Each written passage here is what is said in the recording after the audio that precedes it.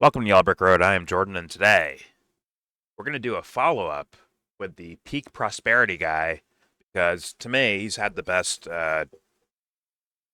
theory or like the best toned down, very logical and rational uh, explanation of the physics of what's happening in regards to Charlie Kirk being shot and killed.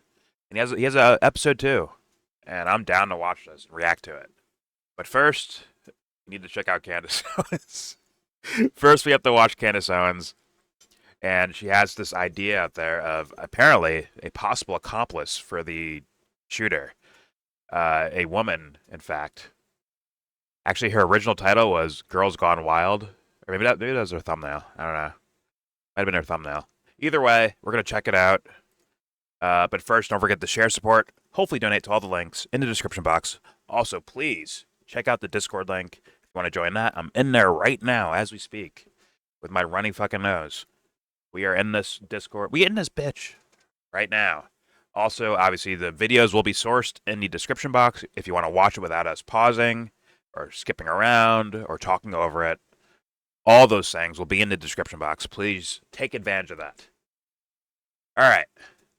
I say we just go right into this. Here's Candace Owens talking about a potential female accomplice. Here we go. Now let's jump back into what Good actually volume took for place once. on that day, because I'm starting to get a bit of a stronger hunch about things. We'll jump back in here regarding Shayner Broderick, who is, according to Phil Lyman, a cousin who he refers to Phil as his uncle across interviews. Doesn't matter. They're family members is the main point, and they know each other. And Shayner Broderick has, of course, mysteriously deleted all of his socials except for Instagram, but he's wiped his Instagram, okay? Just deleted his Facebook and just outright deleted his LinkedIn page because I asked him a question before we even went live. That was his response, okay? Now, to be fair, Candace, you do kind of strong arm for, I guess, witness testimony or people of interest or whatever the fuck, right? She kind of strong arms them, aka if she gives you a couple phone calls and you don't pick up, she might do a video on you the next day and say, "Yo, I tried to talk to this person, but they wouldn't talk to me, so now I have to expose them." And they give away your name and your occupation and what you've been doing for years. So maybe there's a little bit of room for someone deleting their shit because you're bringing them up. Just being honest.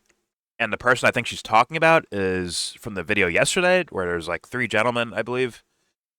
Maybe it was the day before. I think it was yesterday, with the 3 gentlemen that were walking the crime scene themselves. And I guess one is from Ireland or something, and I don't know, isn't a punk band or some shit, or a heavy metal band. I don't know. But Candace was kind of inferring that this person looked a lot like the photos of the shooter from, the things we got day 1, or, well, day 2 or 3, after Charlie got killed. So, just kind of recapping that real fast, but all right. Let's continue. Here we go. he did this not before I grabbed everything that I needed from his pages. I just had a suspicion that he might not be willing to participate, and I was operating under the assumption that he might just privatize his socials. So I instructed my team to grab everything before I even made contact. Now, what I did not anticipate was that he would delete the content. Okay? Why would he delete the content? Call that shaman, part bro. never wasn't tracking for me. Delete it didn't make the whole sense account. to me. Now, it sort of maybe does make a lot of sense to me. So you will recall that we had received a lead live on the show. Someone paid money to inform us that there was footage that the FBI was hiding, right? She wrote in, said, "I have been trying to reach out to you everywhere. The FBI is hiding footage. The doorbell cam footage had more." This is what the person told us. She said, the shooter is then seen changing his clothes, and he is with a woman. She told me. Now, hold on a minute. Have I seen this? The shooter, the doorbell cam footage had more. This is what the person. Now, okay, he's in shorts, but isn't that the color shirt of the Dairy Queen photo of Tyler Robinson? Maybe he did this and put pants on? I don't know. Or they could just know what he's wearing. If it's a conspiracy, right? They can know what he's wearing and then just change to a similar shirt or the same shirt. But he had pants on in the Dairy Queen photo, right? And he looked very unsuspecting. He's just like, yeah, I'm just getting my Blizzard and chicken nuggets or whatever the fuck, chicken tenders. It's just okay. I mean, if this is him, that means he changed clothes again.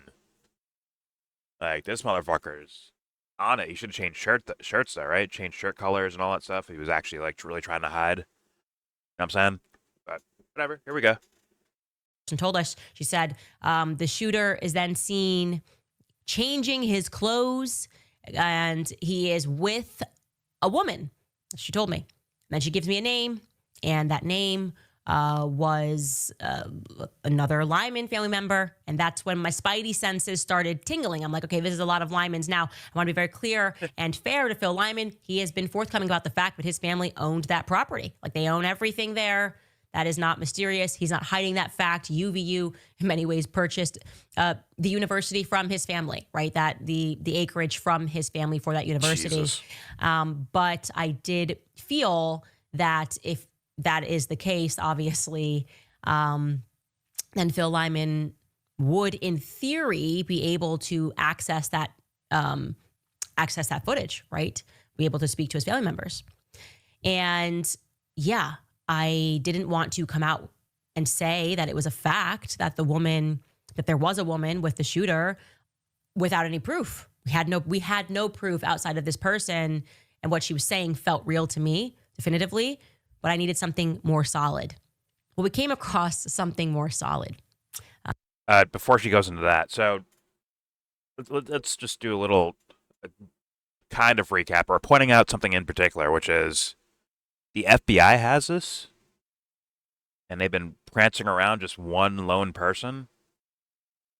For sure, that if there's a woman and they have the video footage of it, bro, and they're watching the person change clothes with or like next to this woman or whatever, I mean, that is 100% a person of interest, and I don't understand how you clear that up.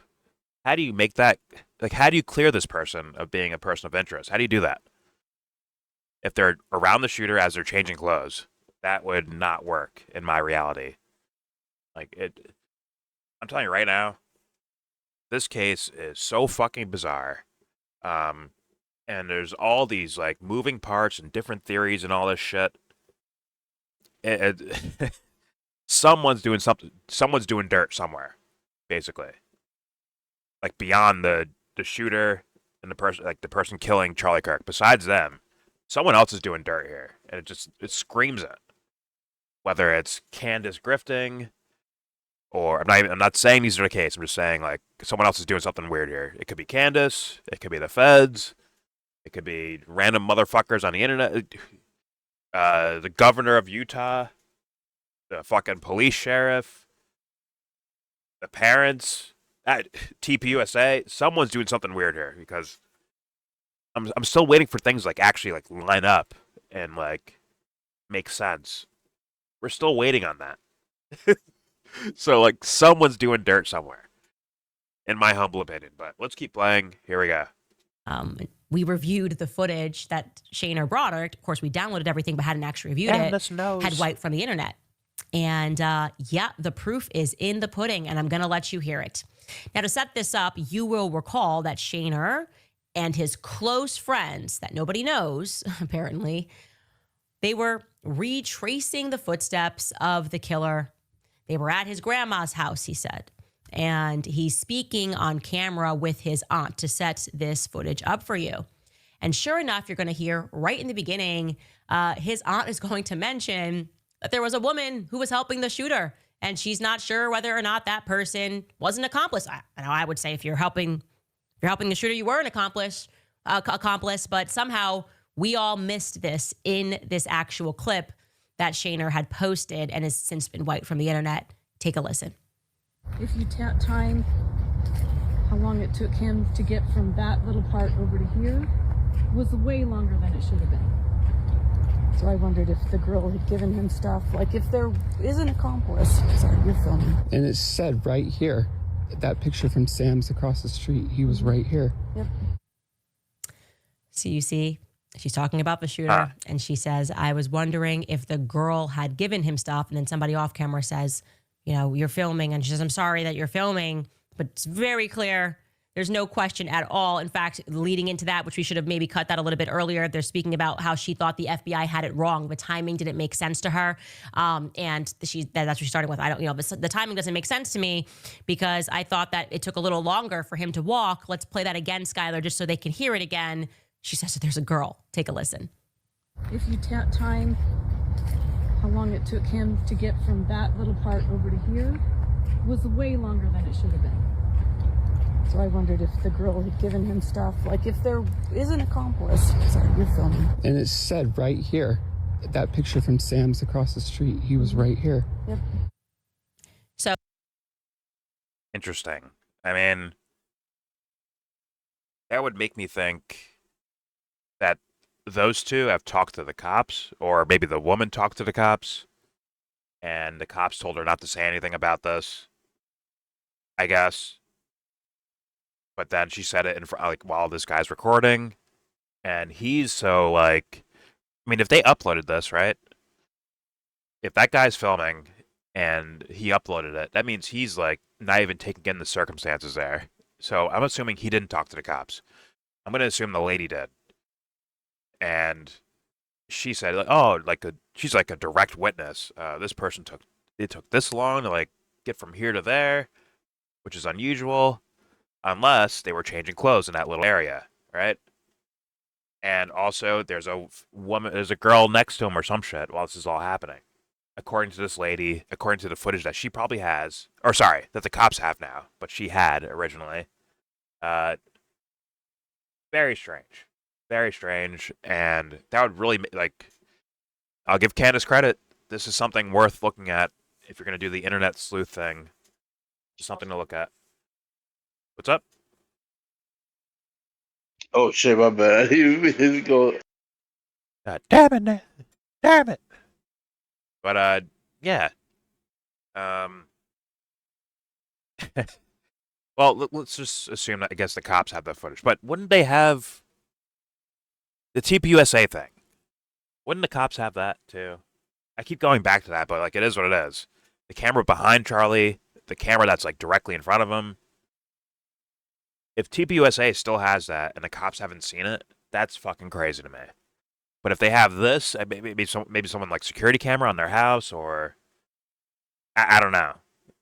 I think Candace said it was like a maybe not a doorbell cam, but like some sort of security camera that caught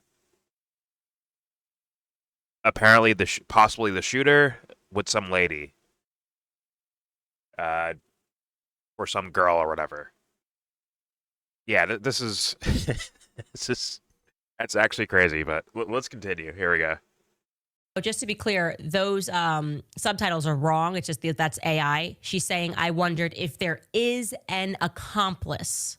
Okay. I wondered if there is an accomplice, which we should edit that, Chris, when we re-release that. And then somebody says something, and she's like, sorry, I didn't realize you were filming. Okay. So we have the woman who was my source who said that the FBI cut the footage and she was certain of it. And now we have actually the woman who handed over her footage to the FBI saying, I wondered if that woman was an accomplice. Ladies and gentlemen, what the heck is going on? Who was the woman that was with the alleged shooter? Why wouldn't the FBI immediately release that? Now, again, you should recall that the very next morning, on September the 11th, TMZ already had the doorbell cam footage, okay? So that means that the FBI already had the footage, right?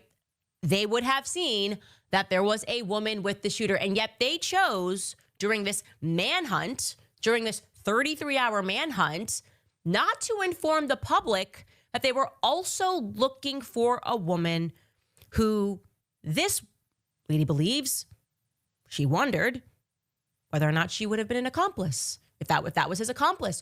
What happened to this lady? Who is the girl, the woman that was in this footage, guys?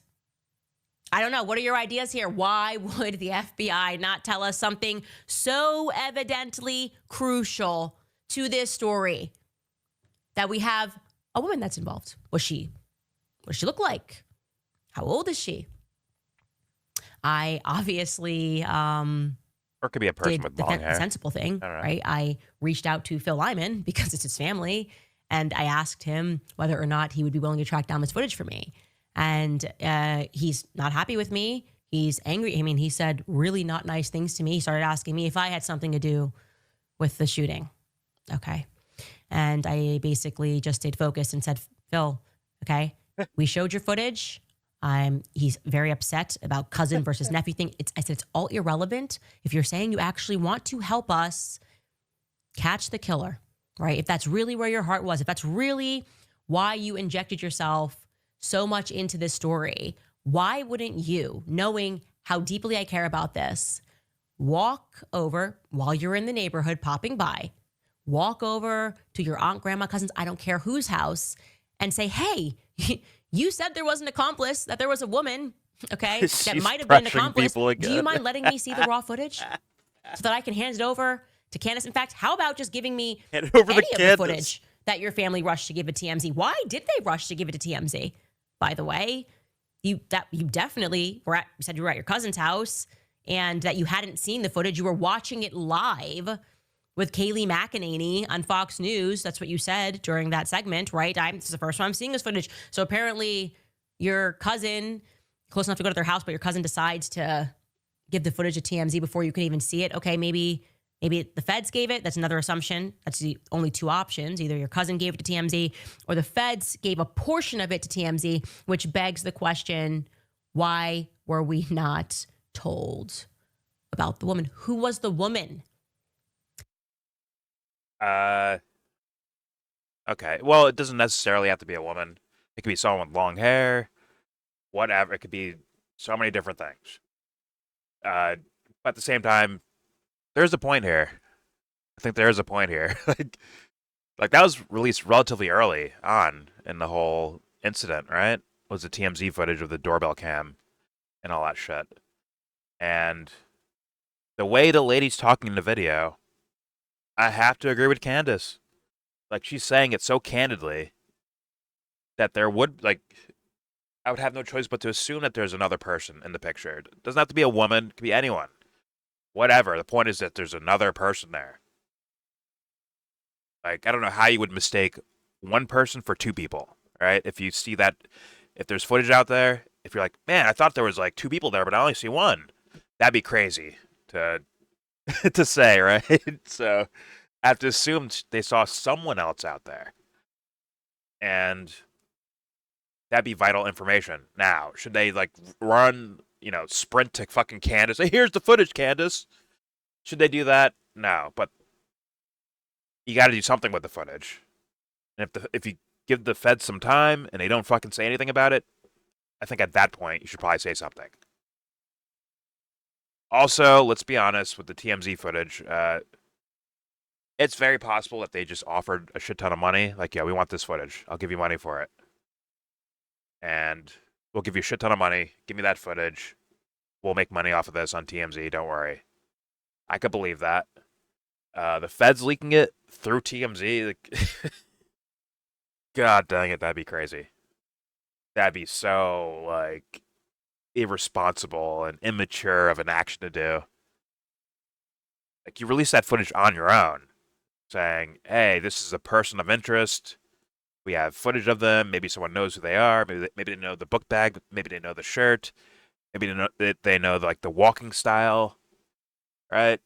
But to hand it over to TMZ would just be crazy to me. That'd be batshit crazy. That'd be it's like in the conspiratorial lane where they show us only what they want us to see type of thing. That's the way that comes off as. But let's let Candace keep going, and I'll turn over to peak prosperity pretty soon. Here we go. We should now all be putting a lot of pressure on the FBI to make a statement about why the woman who handed over her footage, I've now twice confirmed in her own mouth and from a source that there was a lady in that footage with the shooter. So why are they worried about that being caught on camera? Oh, sorry, didn't realize you were filming. What's that about? It's like everybody knows something that I don't know. And I want to be in the know. on what happened to Charlie Kirk on 9/10. So if you have any tips pertaining to who the woman was that was caught, please let me know. I am going to try again to reach out to this family since I don't think Pause, that Phil Candace. Lyman wants to assist me. He doesn't like me. That's fine. I wonder if he likes truth, if he likes trying to solve this thing. That'd be great as well. If he doesn't want to talk to me, I'm happy. She goes from one instance where she's basically putting like ideas or narratives on top of this guy, right? And then he has, and then, which is probably causing him a lot of trouble with social media, and people are probably messaging him, and people are asking him questions, and people that know him probably asking him questions because of the size of the Candace show, right, and her coverage of this. He's probably been harassed. You did it, didn't you? You got something to do with this, didn't you? Aren't you? You're part of the conspiracy, aren't you? Huh? You are, aren't you? Right? He's probably getting shit like that, like all day, and then she comes back to re-pressure him and say, "Yo, where's the footage at? Huh? Where's the footage?" And she knows that at least a shit ton of a decent portion of her audience are gonna go message this guy saying, "Yo, where's the footage at, bro? What's going on? What are you hiding from Candace? Not what you're hiding from all of us, but what are you hiding from Candace, huh? What are you hiding?" So this guy's gonna get harassed again, probably, which is why like her tactics are just so bizarre and like unethical, in my opinion. But this is Candace Owens. I guess we got to deal with it. Here we go. You put me in touch with another journalist. But if you know something more and you'd like to reach out to us, please do. You can reach out to us on social media. And I please ask again that you guys reserve not sending us videos and TikToks and links, but rather if you have information, please use tips@CandaceOwens.com. I love you all, and I love that the whole world wants to know what happened, and I'm grateful for that. But there's only so much data that an inbox can take. And we might have to just make a second line is what I think we should do. Skylar. Okay. So, yeah, I think Candace moves on to a different story afterwards. The Netanyahu social media influencer thing. She's going to cover that, I believe, after this. So let's move on to what I'm here for, which is the guy with his episode 1 on the Charlie Kirk shooting, using physics and his experience as a pathologist, I believe, has been the best as far as talking about, or at least knocking down one part of the story, which is the idea of had he's like 30-06 at 150 or 200 yards from that exact rooftop that the feds are telling us he was on. Doesn't make sense. And he actually did more work and showed us like if this was a 30-06 and he got shot and Charlie got shot in this like spot here, it would have to be at this angle over here, most likely, where it would hit direct bone more than just like hit like rib almost, instead of like something more brittle, like a spinal, what do they call it, like spinal column or some shit like that, right? And it would have to be like at a more of a downward angle. It made more sense to me. So, you know what? Let's watch episode 2 of Peak Prosperity. Let's see if he has anything else to add to this that could be of interest. Here we go. All right, episode 2, Clearing Roof Guy, The Hunt for Tyler, and What's Really True. Okay, I guess we're about to find out. Here we go. The official story so far, the narrative around Charlie Kirk's murder and the alleged suspect Tyler Robinson, is not holding water. It's beginning to fall apart. And we're going to have to look into that, as well as we're going to clear up a few mysteries here today that have been obviously bothering a lot of people. We'll get right to it. In America, over the last 10 years. This is so fucking 80s. I love it.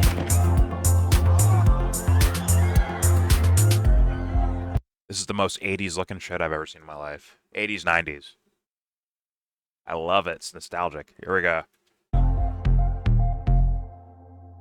Hello, everyone. Dr. Chris Martinson of Peak Prosperity here. Thank you so much for tuning in. As you know, we like to get to the bottom of things, get to the truth. We use data as much as we possibly can. We are still missing a lot of valuable data. We are going to call again on TPUSA to release the footage and the microphone recordings that were there, obviously ringed around Charlie, because that's going to be some of the most valuable footage that we could possibly see. We need the autopsy report still, and we would love to see the cartridge. What's that? What did you say? They're releasing it? The SD card videos? No, he's begging for it because this guy, based on his first video, this guy knows what the fuck he's talking about. as far as I understand. And if he gets those things, like you can see the angle, right, of entry wound and all that shit. You can the sound, right, the acoustics of like where Charlie's at can give you what's it called? It's like Directional audio. well, no, it's like the idea of the gun going off in relation to it impacting, right? You can almost like make an approximation of distance and all that shit based on that, right? Because you know, like, okay, if you're shooting this gun, it has a sound, whatever the fuck of this, right? And the delay Yeah, of the crack, right? the what is it? The speed of sound barrier, Yeah, 762 miles per hour or something. The speed of sound or something. exactly. And if you measure if you hear when you initially hear the crack of the gun, right? The bullet's way out of the gun already, right? Because it's moving so fucking fast, right? Right, and you time it accordingly to Yes, and then you can measure visually distance. seeing that. Okay, but you could also do directional audio too by having that too. Like, Yes, there's a bunch of reasons why to have that audio and the video, and obviously, I think maybe most importantly, the fucking autopsy, right? That's probably like one of they're all big things, but that's probably the biggest one that people might be asking for right now. That we have no, I just heard thought he nothing about. was. I thought he was somehow on the TP USA No. like Ooh, no. show. This is a Okay. guy just independently going over this case, and he's made the most sense to me. Without further ado, let's hit play. Here we go. Call again on TPUSA to release the footage and the microphone recordings that were there, obviously ringed around Charlie, because that's going to be some of the most valuable footage that we could possibly see. We need the autopsy report still, and we would love to see the cartridges that were allegedly used in the 30-06 that the FBI found in bushes. Without that hard data, we're going to have to get just a little bit softer here today and look at some things, but I think we've got some actually really interesting findings here again for you. So let's start right here. This is what we're going to do today. Recap the last episode very quickly, clear up a few of these mysteries, track Robinson's alleged movements, Nice, and we're going to have to track this person we're calling Roof Guy. First, the scene, just so that everybody's on board. Remember, Charlie was sitting right under the peak of that tent in this courtyard area at UVU, and this... Also, I just want to say real fast,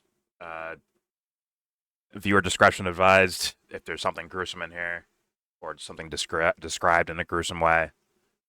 Just fair warning. Here we go. Scene, just so that everybody's on board. Remember, Charlie was sitting right under the peak of that tent in this courtyard area at UVU, and this was the shooter's alleged perch. You can, if you squint a little, you can see some evidence tags and things right there. That is at the corner of what's called the Losee building, L-O-S-E-E, and this would have been the actual shooting perch. Now you can see the indents here that were tagged by the evidence teams, and this would have been the shot, about 140 yards, about a 10-degree downslope, and that's the story we're supposed to believe. Now, we have a few problems. Note here, I didn't know that. Some fairly light indents. That's just roof gravel up there. Imagine them, and that's the story. Right there.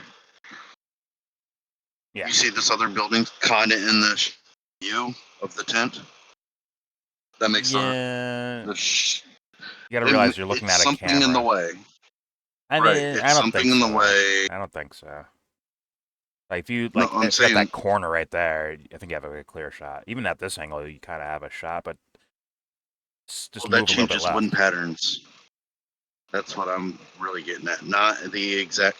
Yes, it's probably not directly in the way of where the guy chose to aim, but on the other side of that building is going to be maybe a different wind pattern. I don't know what the wind was doing that day.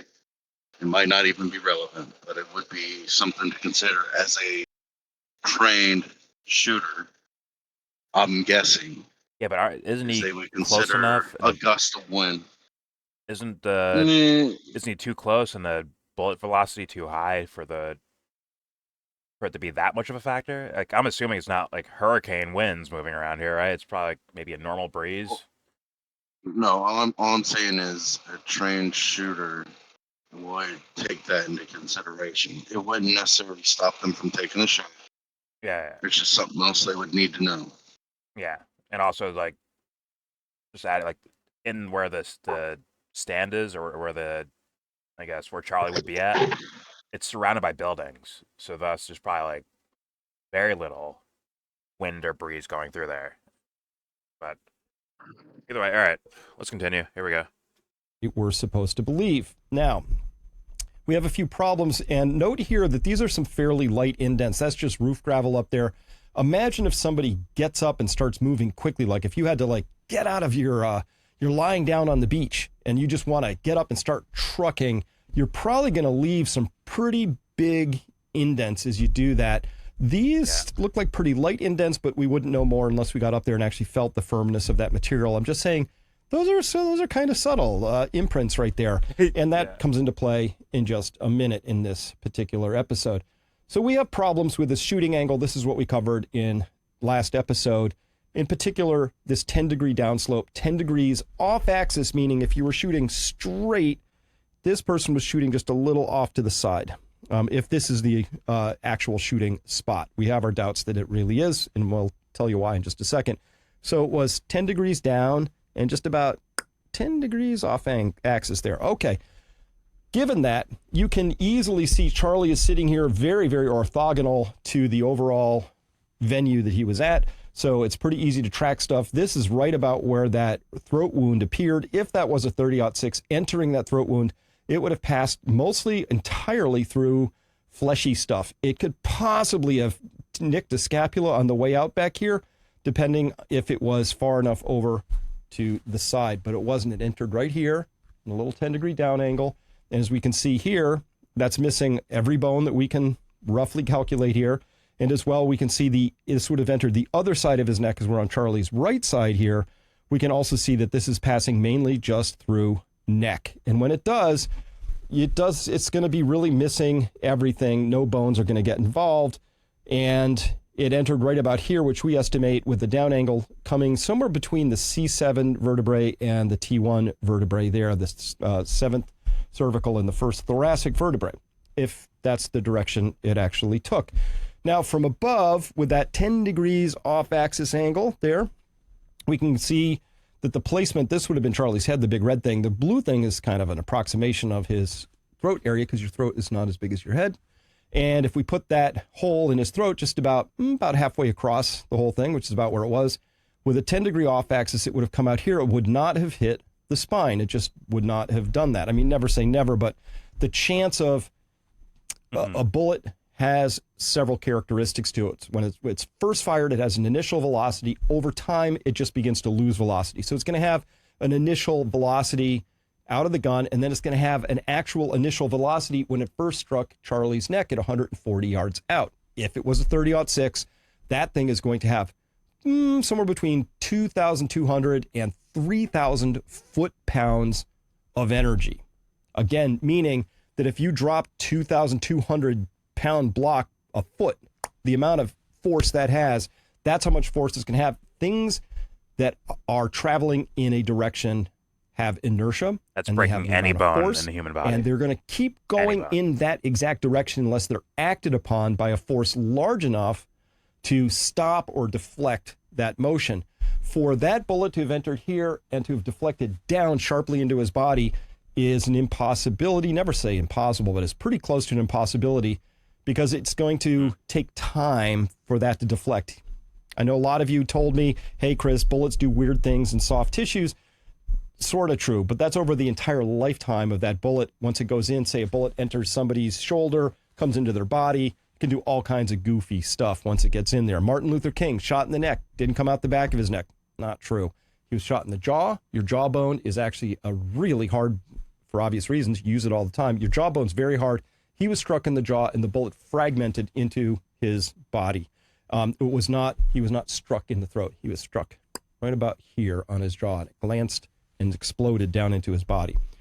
So that's what we have to work with. And so we had trouble with the physics. Here's a cross-section of a human neck at about the C7 vertebral area there. And you can see here, if this is the entrance wound at a 10-degree angle, it's missing everything. This is bone, of course, but those are the little wings. Way like a steak. Vertebrae. They're called tubercles, and they're very soft bones. So they would not in any meaningful way do anything to alter this bullet's trajectory. That's how we see it. Now, all right.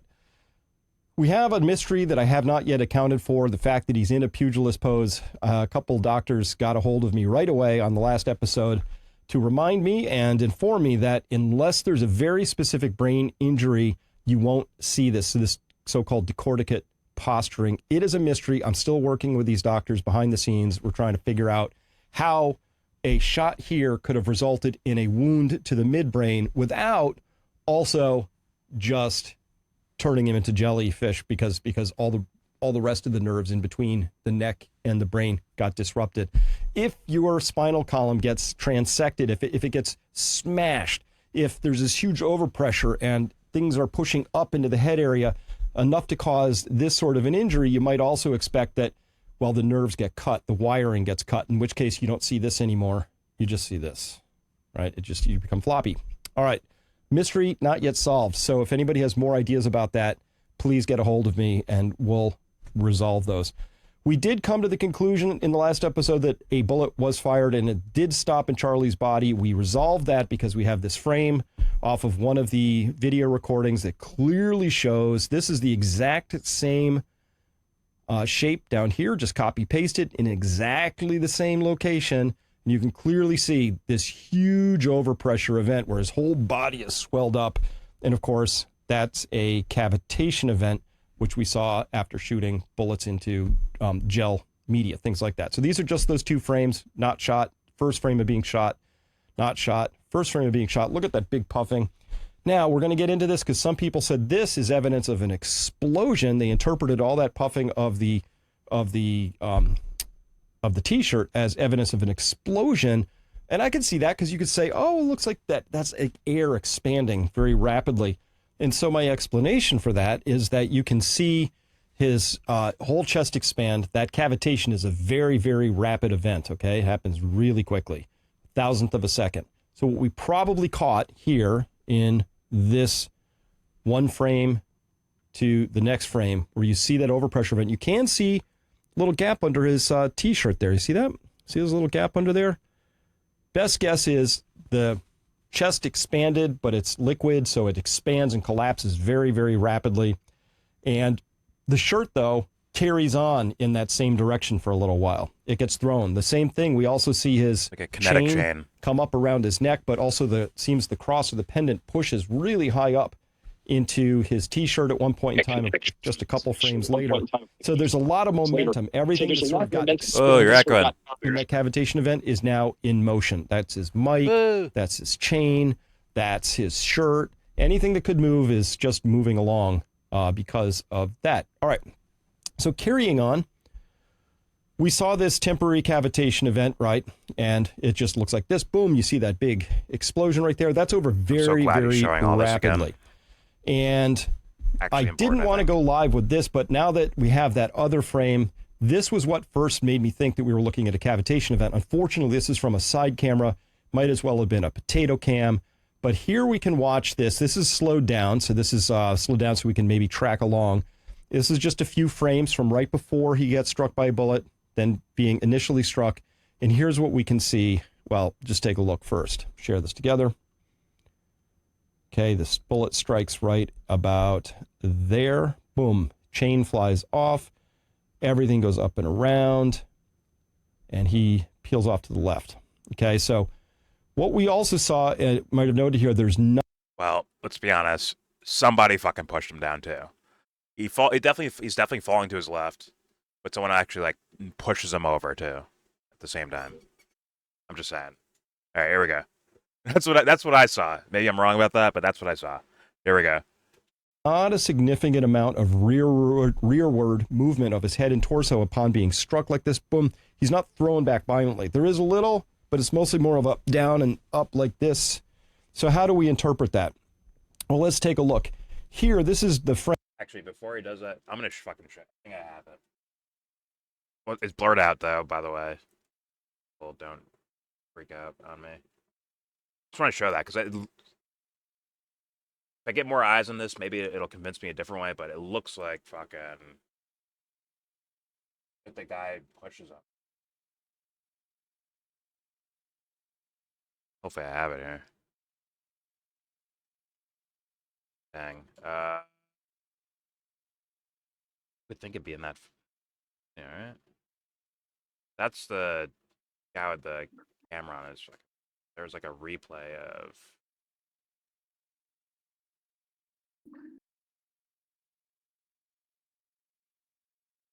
Dang it. All right. Whatever. I'll let it play right now. I'll look on my other screen. Here we go. This. So how do we interpret that? Well, let's take a look. Here, this is the frame right before he's struck. And here's the one right after he struck. The very first thing we can see is a little outpouching of his shirt right here. So how do we interpret that? I'm going to think that when he was struck, one of the first places to begin that cavitation expansion must have been the skin under the left side of his neck here under that orange arrow. I put a couple of frame boxes of reference. So this is obviously the strike has happened.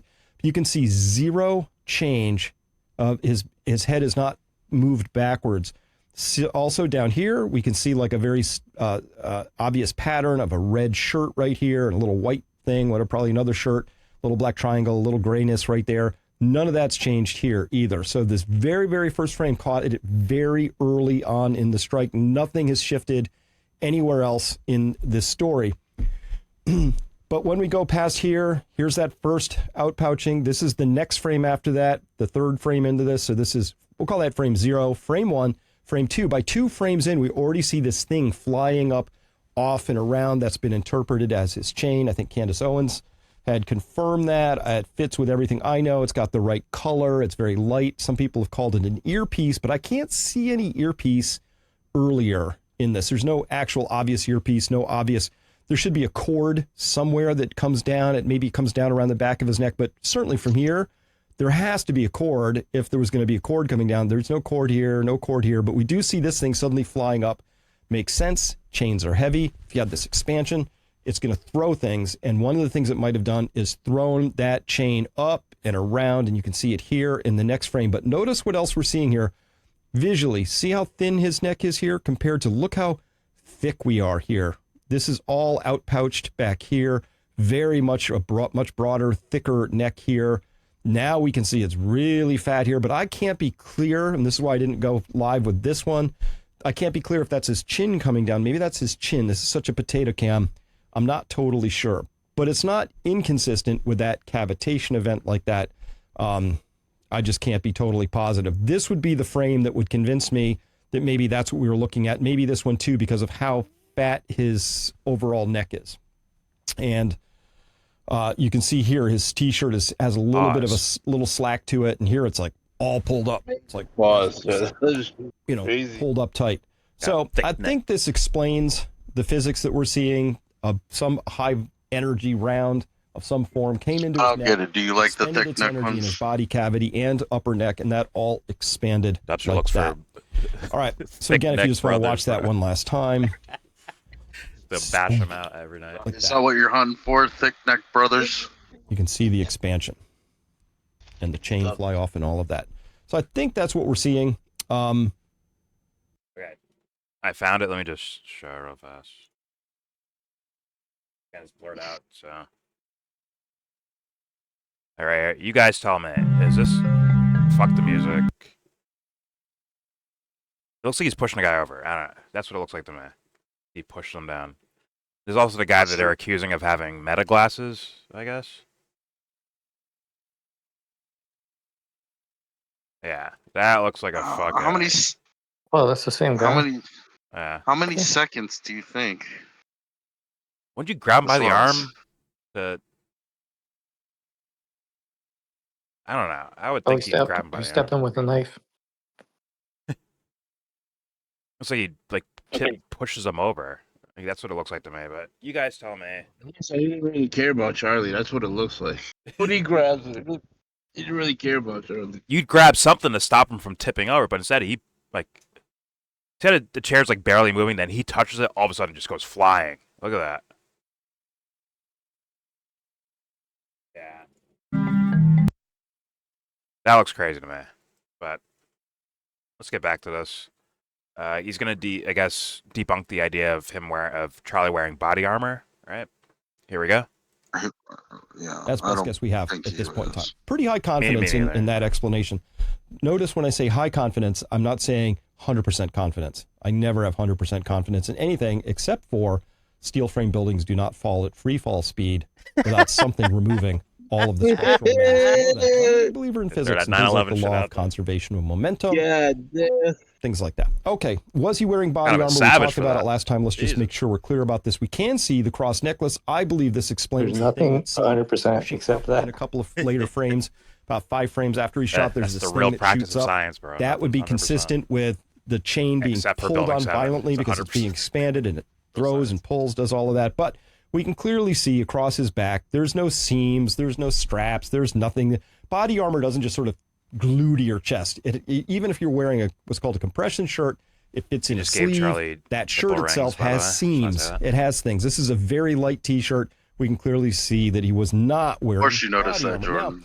another thing that I had a lot of people come to my site also on Twitter, X, saying, oh, could it have been an exploding mic? This could have been a very fancy thing, right? John I've heard Bray a lot came of out this with this theory, idea but- pretty early on, saying here, based solely on my analysis of the 2 angles of the events on September 10th, I've come to the conclusion that this is the object that struck Charlie Kirk in the neck. And so that's a magnet that holds that mic on. So it's a magnet and the mic clips to the magnet, but you would get it up some shirt, put the magnet on one side and the mic on the other, and it would hold it there. Okay. So you can clearly see that right here. And Scorpweb said just on the 27th, so 10 full days later, says the official FBI story is falling apart. The FBI keeps trying to push the narrative, but the online videos of the shooting are exposing the lies. A modified lapel mic was the weapon that killed him, detonated by his bodyguard, much like the Israeli pager bombs used in Lebanon attack last year. Christ. It was an inside Mossad hit. So that's a lot of speculation, a lot of conjecture. You have to imagine some things like, I see a bodyguard, I see him pressing a detonator. This thing exploded just like the pager bombs used in the Lebanon attack. We got last year. that. Now, I'm old enough to remember those pager bombs. And Old we'll look enough. at some pictures. It's not consistent. Short answer. You're old enough ago. to remember? Like, yeah, this is a fairly recent thing. But either way, wouldn't there be like, he's wearing an all-white t-shirt basically, right? Wouldn't there be like bleeding from the chest area where the explosive went off? Wouldn't the shirt be like burnt up or something? Like you'd see like a mini explosion, right? You'd see that, wouldn't you? Maybe it explodes inward, but how would it hit the other side of his fucking neck, right? Wouldn't it hit the closer side? Can you have an explosion without like Any type of the fire going evidence off? of explosion? Yeah. Like without a cloud of smoke? Can you have an explosion without a cloud of smoke? Can you have an explosion that's like silenced, like a silencer explosion? Is that real?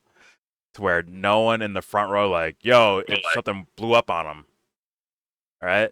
And directional designed, and for such a small thing, and Listen, I gave this theory like a chance mentally.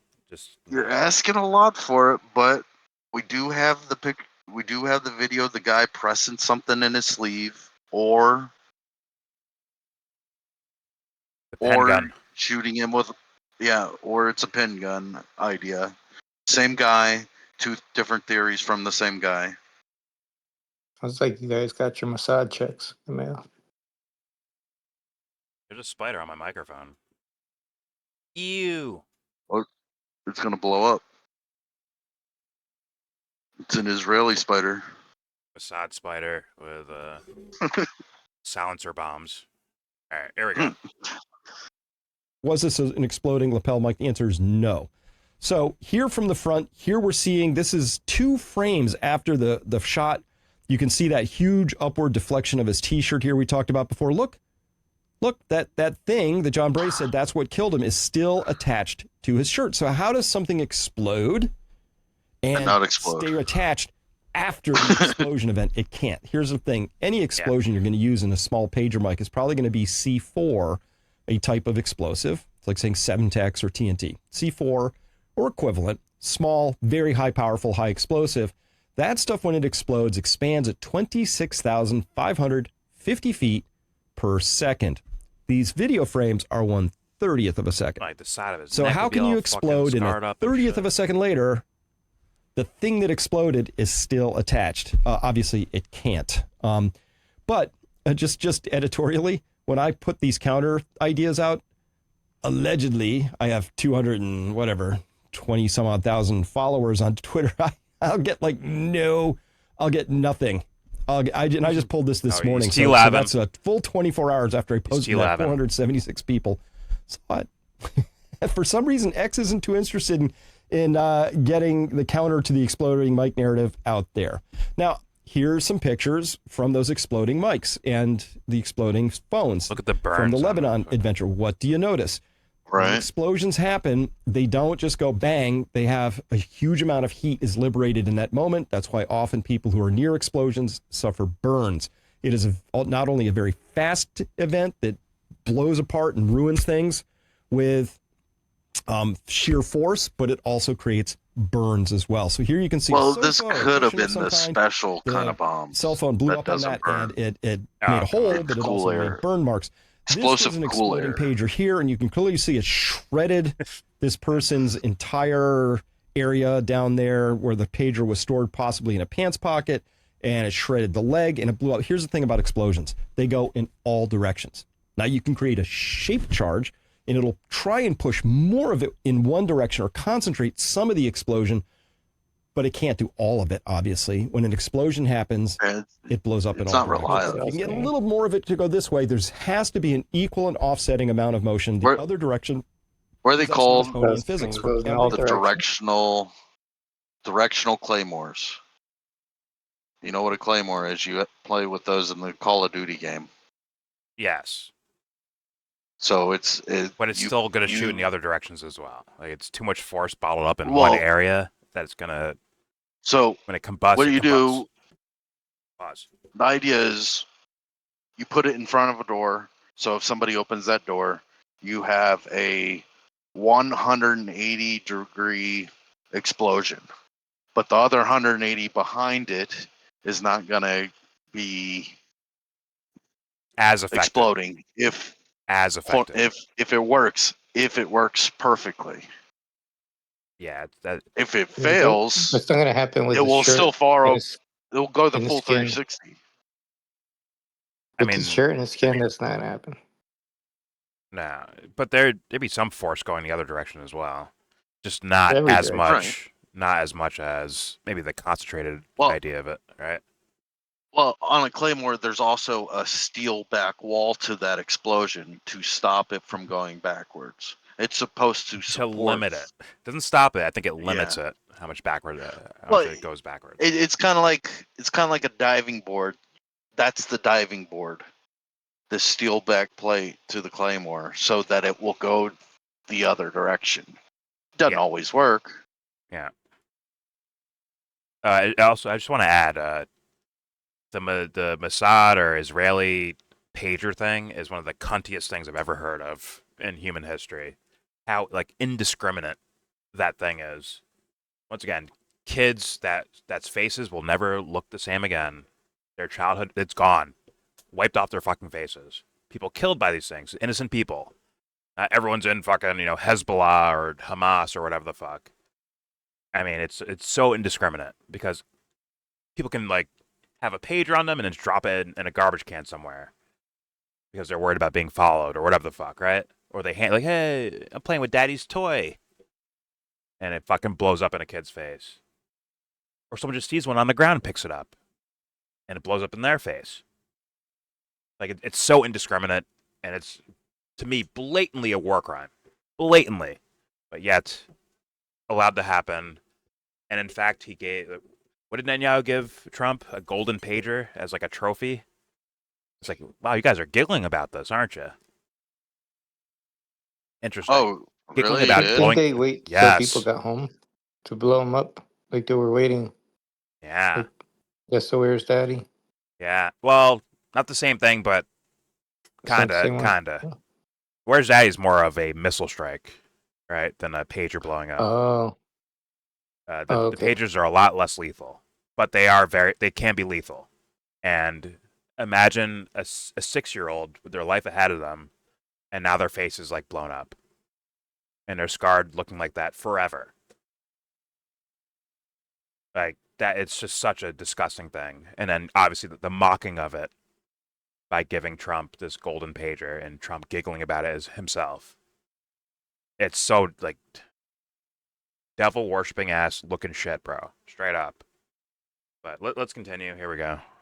Force, there is an equal and opposite force. For every action, there's an equal and opposite reaction. It's not possible to have an explosion that just goes one direction and nothing else happens. This would include if that little lapel mic had a little cartridge in it and it shot a bullet, which was some other people had that idea. But again, you can't shoot a bullet out of something that probably weighs, I'll make a number up, an ounce, and have that bullet have any force whatsoever without that thing that shot it going the other direction, aka recoil. It's an awesome piece of physics. And it hit the other side of his neck. Now, finally, I will say that every single audio recording we have from that day of Charlie Kirk's murder on September 10th has a signature, what's called a crack thump. That's a crack thump of a supersonic bullet, and then the gun report, the supersonic bullet traveling faster than the speed of sound, arrives first, makes this very signature crack here. I know exactly what these look like after all the Butler analysis I did. And then later, after some time, there is this thump audacity that shows up over here. An explosion from an exploding mic would have been a single sound with some echoes. We would have just heard the not a crack thump. So every piece of data we have is consistent with a rifle round. None of it is consistent with the idea of an exploding mic. So I think we can put that one to bed. Oh, okay. This one really bothered me because this one came up a lot. We heard, oh, the gun was disassembled. The gun was disassembled. He disassembled the gun. He reassembled the gun. They found a screwdriver with DNA on it because that's what. For anyone watching that, like, oh, we know all this stuff already. I'm gonna let him go through this because I didn't do this in the first video I did on this guy. I cut to a certain portion where he said his like actual theory about things, and I didn't let him like really like debunk everything. So I'm gonna let him recap his actual debunking of, or his idea that he believes he's debunking at the very least of the original of some of these other stories or theories that are out there. So I'm just gonna let it run. I'm not gonna, skip it. Here we go. Used to disassemble the gun, to reassemble the gun. Where did that come from? I searched all over the Utah Department of Public Safety's website. I searched every FBI. I couldn't find that disassembling thing. And by the way, this was the picture that was released on September 11th by the New York Post. Yeah. And this is the gun recovered, they say, in the Charlie Kirk assassination. And this is a Model 98 Mauser chambered in 30-06. We're going to notice that, this scope is set really too far back. Like maybe somebody dropped it and the mounting rings were not tight enough and it's slammed back. It also looks just by eye a little off axis. These things are normally very square to the barrel, like perfect. This thing looks a little tipped, maybe. It's still chambered or cocked in this position with the bolt thrown forward. But notice what you do not see. You don't I didn't clear it. You don't see any possible way you could easily fold or take this gun apart. That's going to be important because I did find the source of where it started, this whole idea that the gun was disassembled, and it started with gun expert Steve Wolf. Let's listen in. News Nation. Market accessories that would allow you to break this gun down. He selected a bolt action because this is typically the choice for a long-range sniper. A bolt action looks like this. It has very few moving pieces. When you put the bolt forward and engage around, it locks in place. And because nothing happens after you pull the trigger except the click, the amount of gas pressure in the barrel remains consistent. And that's why this type of gun is preferred for long-range shots. And it doesn't expel the cartridge either, which I learned. So he took that cartridge with him, and it was found inside the gun, according to some reports, along with some others in a magazine. How quickly, if it is broken down, because it doesn't look like he's jumping with a long rifle tucked in his leg. It looks like it's got to be in that backpack. So how quickly could he break it down if he needed to break it down? A second or two. No. What? What? Literally just push a button and wrap it around, push another button and wrap it back. They're designed to be able to be put into full-length mode or compact mode extremely quickly. It's a foldable gun, okay. But no. Because wasn't the story that it was his grandfather's gun? Like an old, like a family heirloom, possibly, or some like relic of the family or some shit like that? Wasn't it the grandfather's gun? That's how the dad knew to call, like, hey, man, show me a picture of your gun. Make sure you're the one with, like, maybe that story got debunked or something. I don't know. But the idea is that's an old gun. Right? Am I tripping? Yeah. Isn't that the story? So it wouldn't be built to be, like, foldable like that, right? It'd be just a straight-up gun. The only foldable guns I know of that are anything like what he just described are BB guns and pellet guns. I've seen some YouTube videos. There are foldable guns that are real guns, but they don't fold in the way he's talking about. They fold like the stock will collapse to the side. Yeah. That's what not up and down. Not up and down. That's what I've seen in video, like some of the videos I saw posted on Twitter, where the stock folding up, right? Not the fucking barrel. I did not see that. And it's just hilarious watching this guy in the corner. He's just like, what the fuck?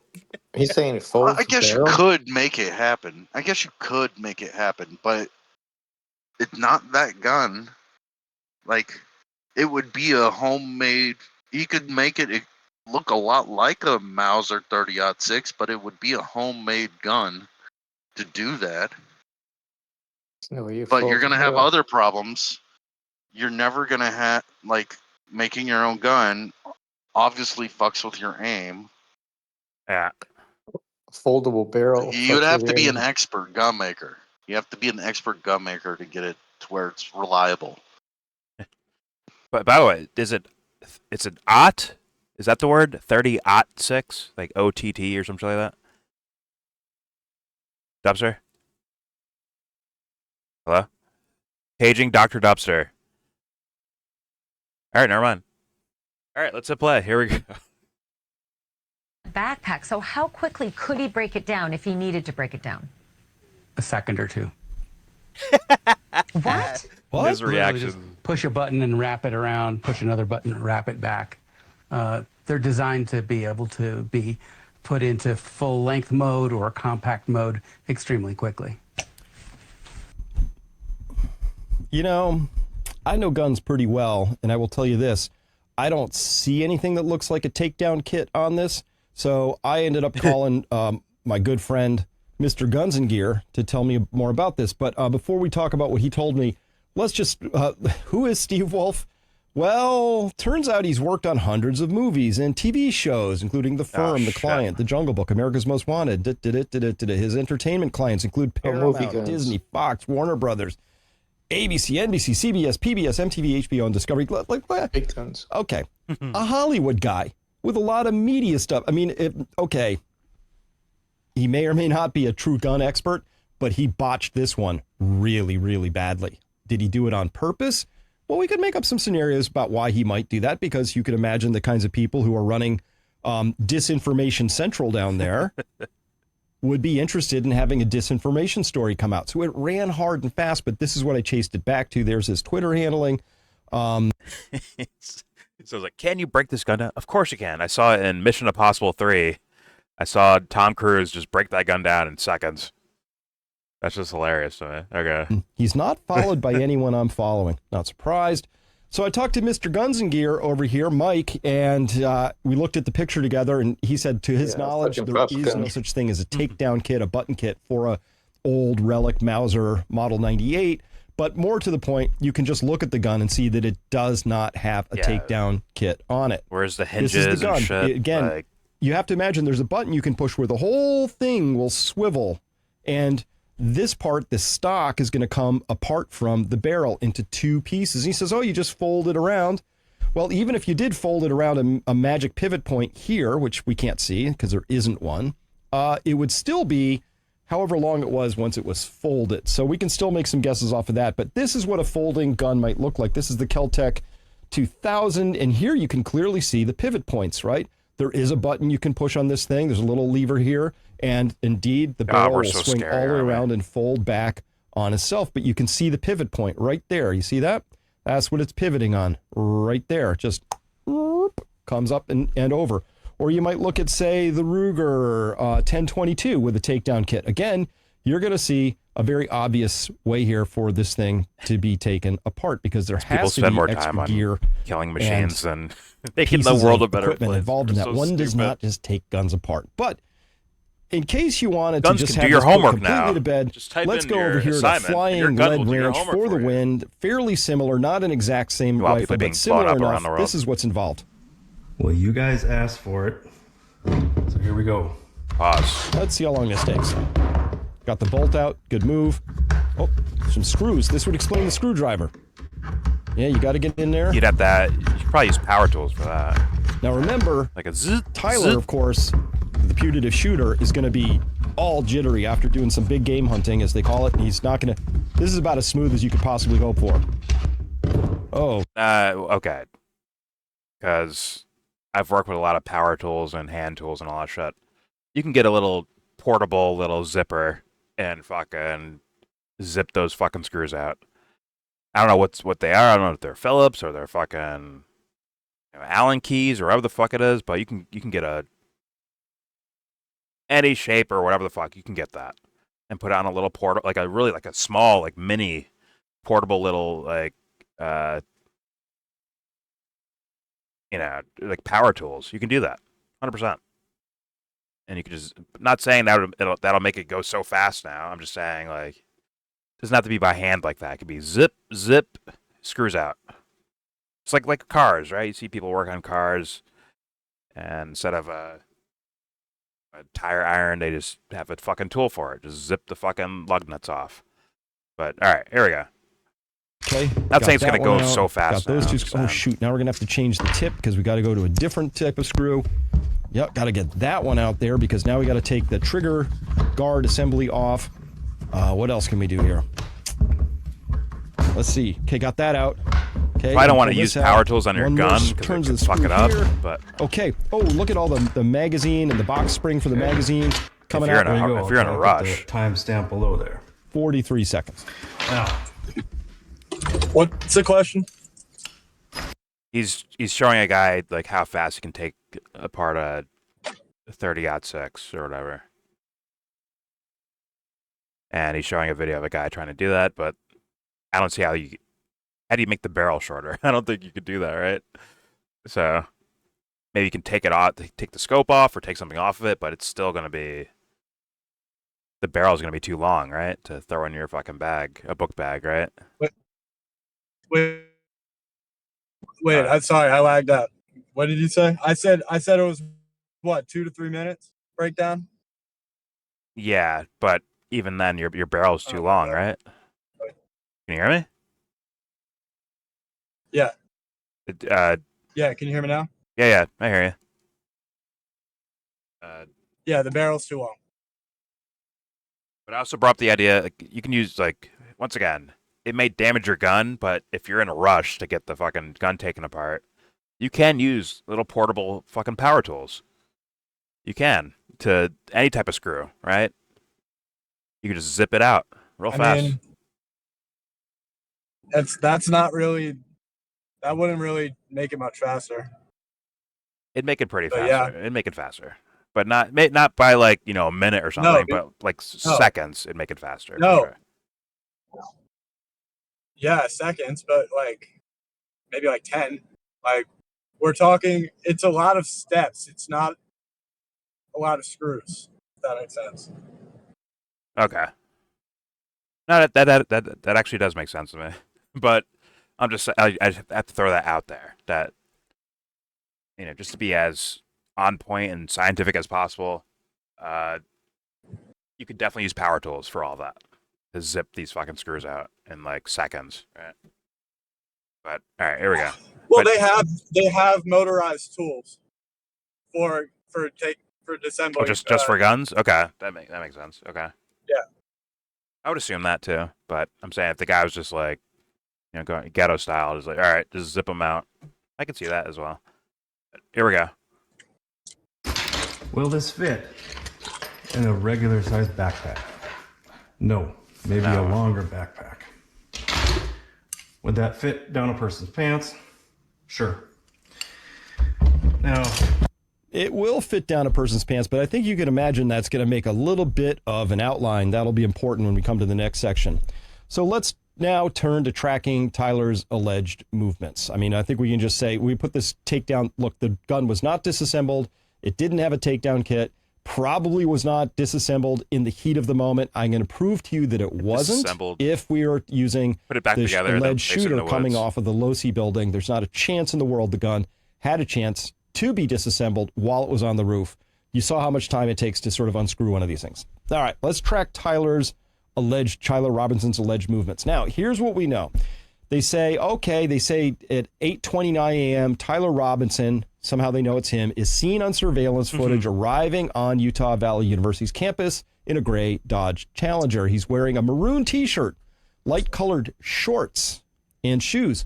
At 11:52, investigators are later able to track Robinson's movements on campus, they say, through stairwells and up to the roof of a building some 150 yards away from the courtyard tent where Kirk was scheduled to speak at noon. Utah Department of Public Safety Commissioner Bo Mason said the suspect at this point wearing dark clothing can be seen moving across the roof to a shooting location. So look what they're establishing here. It was him. We know what clothes he was wearing, and we are tracking him to the roof spot. Now, how do we know it's him? That's the thing we have to question here. Just want to add if Candace's the photos that I think she used the first one that showed it was the Dairy Queen photo. He's wearing a maroon shirt and jeans, right? He's wearing long pants and a maroon shirt. But also the video we just saw from Candace showed someone walking down the street with like a maroon shirt on, but with shorts on. It's like this guy was just changing clothes left and right all day and night, apparently. If you're going to go with the official story. Also, why isn't there fucking footage of this? Like video footage. Not pictures where he's always hiding his face, right? Why not show us, like, the video of that? If you're going to show it at all, you know? But either way, all right, let's continue. Here we go. It's just weird, you know? So these are the pictures that were released. You can see on the link down there. This is in the FBI's website as of this morning. Still there. Here we see this guy coming up the stairwell, and we're led to believe that they tracked him. He went up this stairwell. He's in dark clothing. He's got a backpack, which we now know can't fit a disassembled Mauser rifle. Can't do it. It's not. It's just not going to fit in there. But maybe he had it in his pant leg. So what do we notice here? Well, it can't be down his left pant leg because there's no bulge, no outline, and the knee is bent. Can't be down his right pant leg because there's no bulge and the knee is bent. And we know it's not in his backpack because that sucker ain't gonna fit. So it wasn't these images. So why don't they release to us the images showing him arriving on the roof? But let's ask some questions as well. These are his booking photos for Tyler Robinson. And here's the guy in the stairwell. I'm going to ask you to notice something. You see how his ears are smooth here? Because the ears never lie in these stories. See how this is a smooth thing? I can't totally tell. There's a little something going on right here, but you can see it looks like there's a fold across the ear. Some people have that, or he has an injury on that, but we don't see it in his booking photo. His ears come all the way down and then they attach. This person's ears, I can't totally tell because these, again, potato camera stuff. If they would release the live video, maybe we could figure some stuff out. But what we can tell is that maybe this ear doesn't, I can't tell. It's not a good match for what we're seeing. As well, here they release this picture like, oh, he's got these bug-eye glasses. You can see the bug-eye glasses. He's got a hat with a little V thing on it. It's got, oh, that's a totally different hat, but it's got a different shape on there. But the bug-eye glasses are suggestive because they kind of look the same. I can't totally tell if they are. So we're going to have to say, I don't know. But this would be something that I think is really critical here, which is, well, why don't they just release an image from one of the other cameras? So this is the potato cam in the stairwell that he's coming up. So again, let's see the whole footage right there. I assume they have more frames than the ones they gave us. Again, this is the Losi Center where he was supposed to have shot from up in that corner that you see up over there. There's a camera. Oh, there's one. There's one over here. I would love to see those anyway because that one's pointing in the direction where potentially we'd want to make sure nobody was on the roof doing anything. This is the area that got repaved completely. Not just the grass got torn up, but the whole interior of the place where Charlie Kirk was shot has now been completely redone. That's I'm sorry. That's fucking crazy. That is crazy. Like, they'd replace the entire ground there. That's crazy, right? That they replaced, like, What do you mean? They paved the fucking ground where Charlie was, like, not too long after he died. I don't know. I don't have a reason for this. It's fucking crazy to me. Like the concrete under where he died?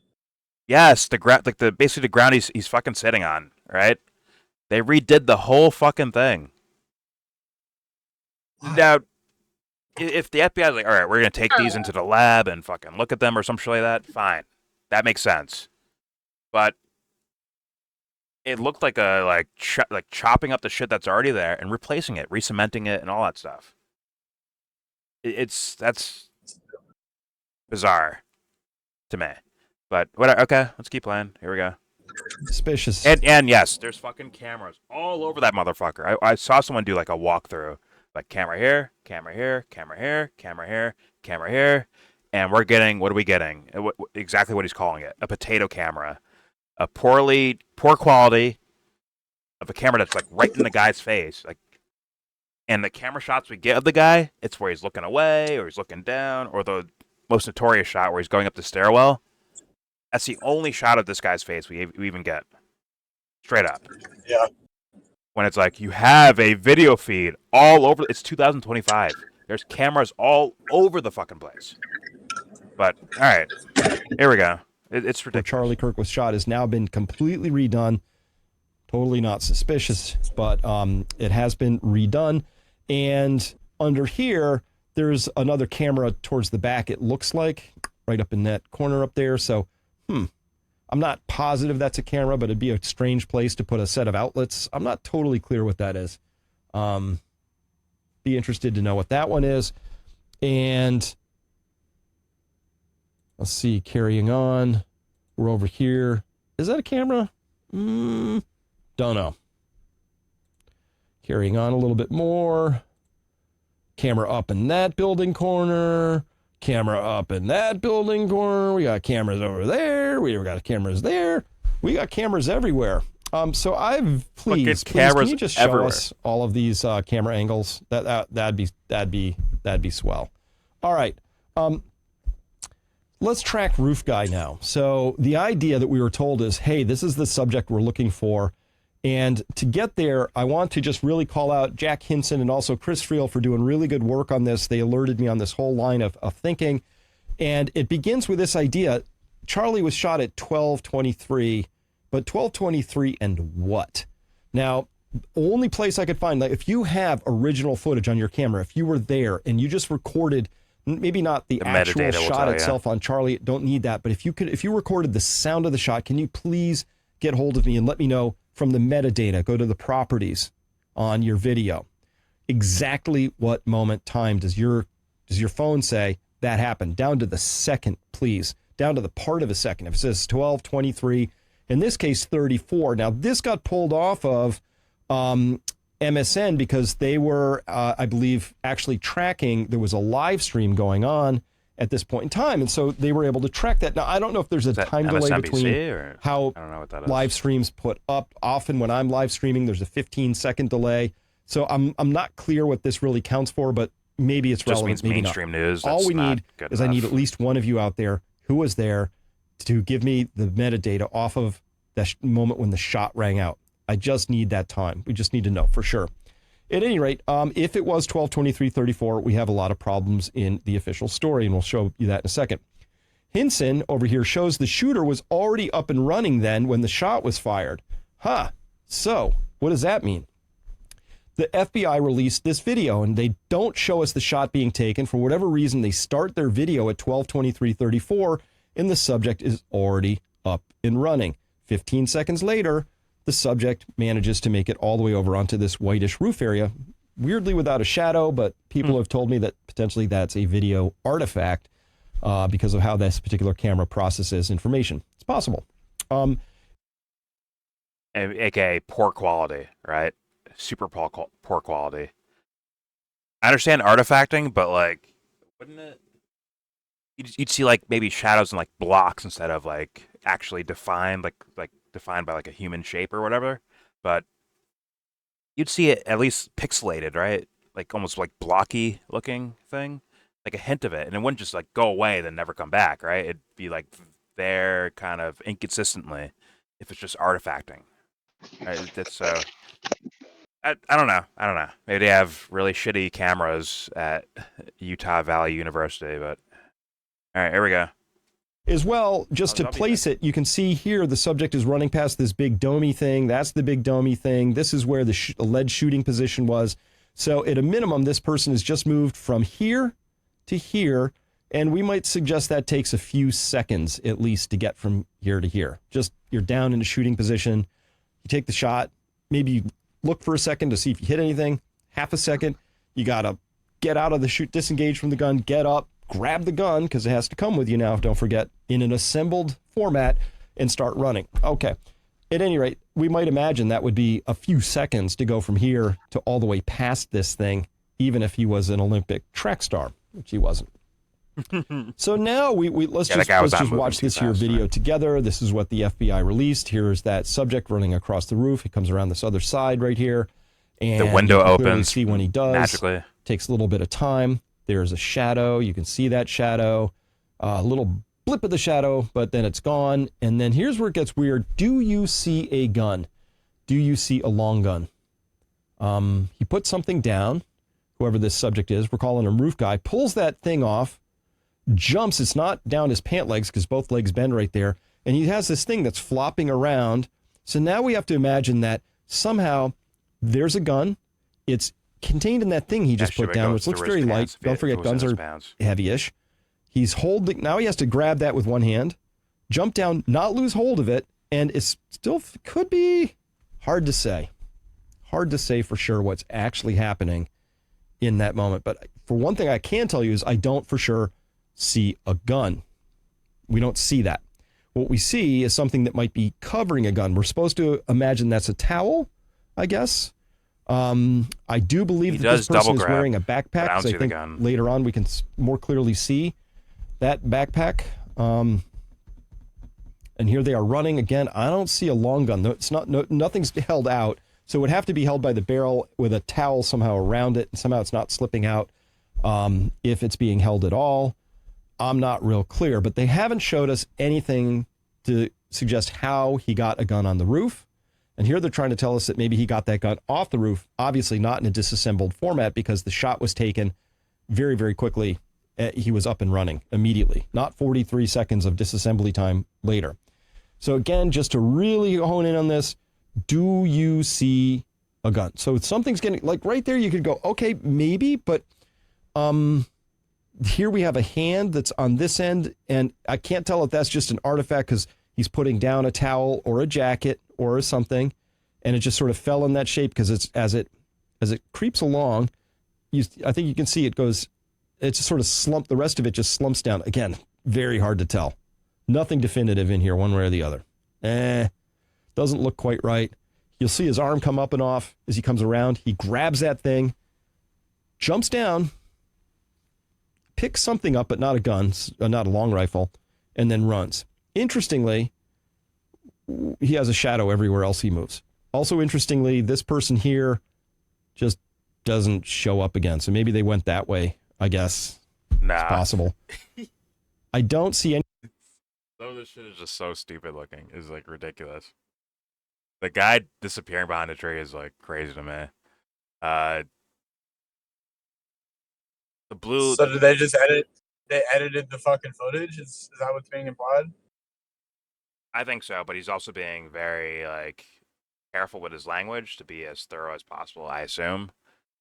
Of like, well, we can't say we can't say what we know is, you know, what's exactly happening right here. We can't exactly say what it is, right? This guy, like the person disappearing behind the tree, like, oh, maybe he just made a sharp turn that was perfectly in line with the tree and he disappears that way, right? Or he's a Looney Tunes character and he can run behind trees and disappear. Like, I don't know. But that is fucking weird. Wild. It's fucking weird. Yeah. And I don't see if remember the first day we were watching this, I'm like, he picked up two things. That's what my first like thoughts of it based on what I saw was that he drops down, right? He drops something off the roof too. He grabs to his right, then he grabs to his left. But when he shows this guy running out, I don't see a. Do you see a fucking rifle in his hand? I don't see a fucking rifle at all. No. So I I don't know. I don't know. This person disappearing back here, and then the like the pavilion looking thing, right? The like on top of the roof. There's like the. I'll just go back to it. 37 minutes. Okay. Where is this shit at? Mother, may I? Thank you. This giant thing right here. When the guy runs behind it, it looks like inside there a window opens, like magically. Like, where? Can you show me? Damn, can I zoom in on this? Actually, let me show. I'll go back to his first video. I gotta go here. So just show me later. Yeah, I'll show you later. I'm gonna put this on stream anyways, just to show it. Or on video, I mean. Yeah, I have like a minute. High confidence in that. A minute. They put me to the test here. Where is this shit? Pause. It's after this. Up here. Shooter would have been, but this is what would have caught right back here through these things. But this is also after the shooting because he's. You see it? Okay. Yeah. These like things right here. He's gonna. That why don't they show him taking the shot? The camera would have caught. They zoom right back here through these things. But this is also running right like a shot with the comes around the shooting because he's already running. You can see him running right there. Comes around the side of the building, runs across. It looks like it's shot with a potato cam again. I don't know. So they released an edited video, and look, watch here. See all those? We can see him running past through those windows. I told you there were windows through and through. Look, they just go. Look. What the fuck? It's almost like the window was. They just go maybe open a little bit, and they open it more randomly, like through and through. The speed of see this all those? kid just opened the see window him more. running past through those windows. I told you there were windows through and through. Look, they just go. Look. It's like almost like editing. Like one day it was open a little bit, the next day it was open a little bit more. Wait, play it for me one more time. Give me a second. Wait 1 second. Yeah, wait.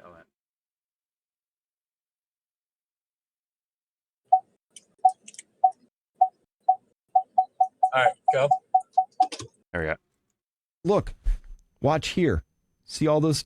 We can see him running past through those windows. I told you there were windows through and through. What the fuck is that? Look, they just go. Look. That's not artifacting. That looks like one day the window was open this much, the next day it was open a little bit more or a little bit less, whatever it is. And they just like kind of cropped patched it in there in like a video feed. That's what it looks like for me from a distance. But I can't say I know. I just know that that's fucking weird. So I can see myself fucking up editing doing that. So you're not saying he's opening the window. You're saying it's edited video. Well, he's not running so fast that the windows, like that was a joke, right? He's not running so fast that the window opens or closes a little bit more or whatever the fuck, right? Or no, but that's a place. If it is him doing it, it's a place where he could have dropped a gun. That is true. Actually, that's a good point. Because it looked, I don't even know if it is a window or not, right? I don't even fucking know. But it looks like the way it moved and shifted, like that's what a sliding window would do, right? He had a partner catch the gun at the knowing where that was going to fall to. That's actually interesting. I don't know though. I don't exactly believe. Well, we don't see anything go. Even a one-man shooter with a team, I don't necessarily believe that either. I'm just saying that's a possibility.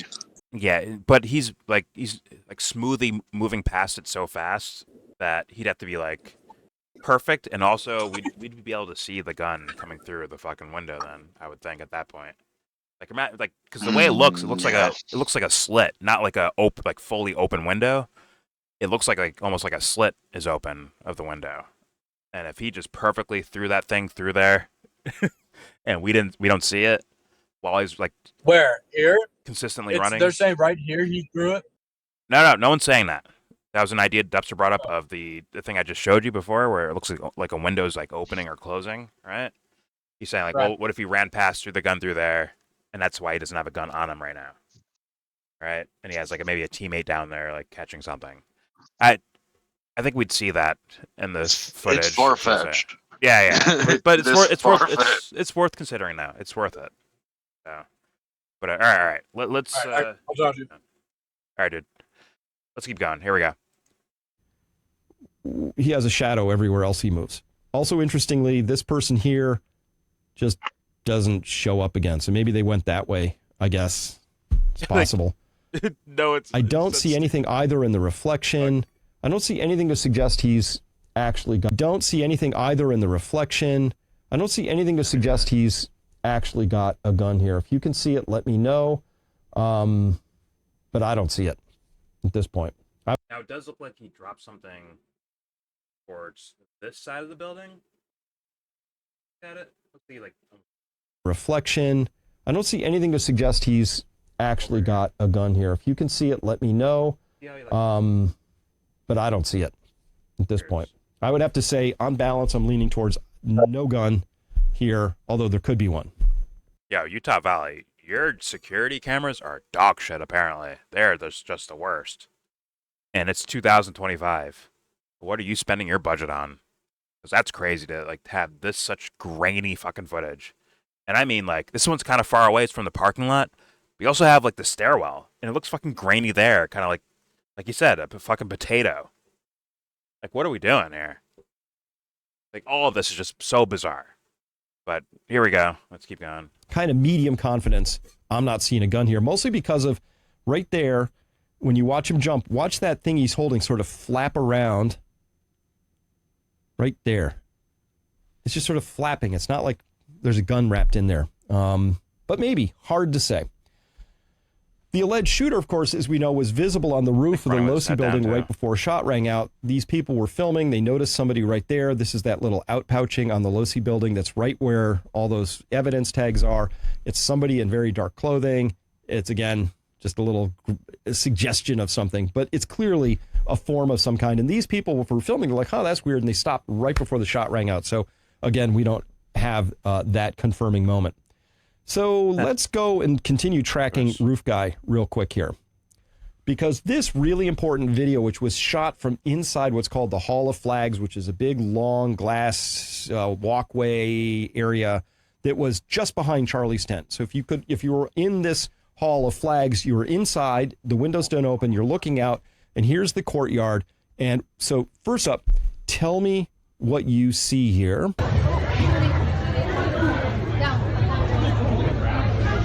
Guy running from right to left. Again, let's take a close look and keep your eye this time up here.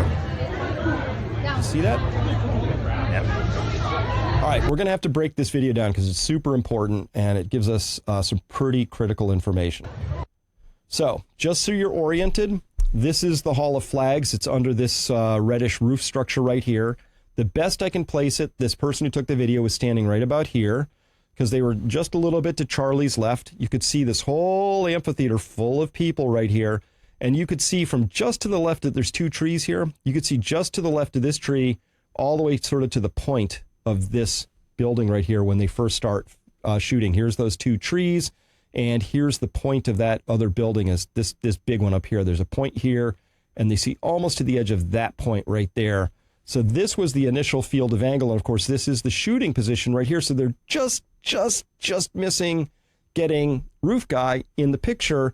And when they're filming, they just started filming literally within a quarter second, at best guess, of when the shot must have rang out. I'll show you the evidence for that in just a second. But anyway, that's where this camera was, just so you're oriented. We're looking out. Now, again, I'm going to ask you, what do you notice here?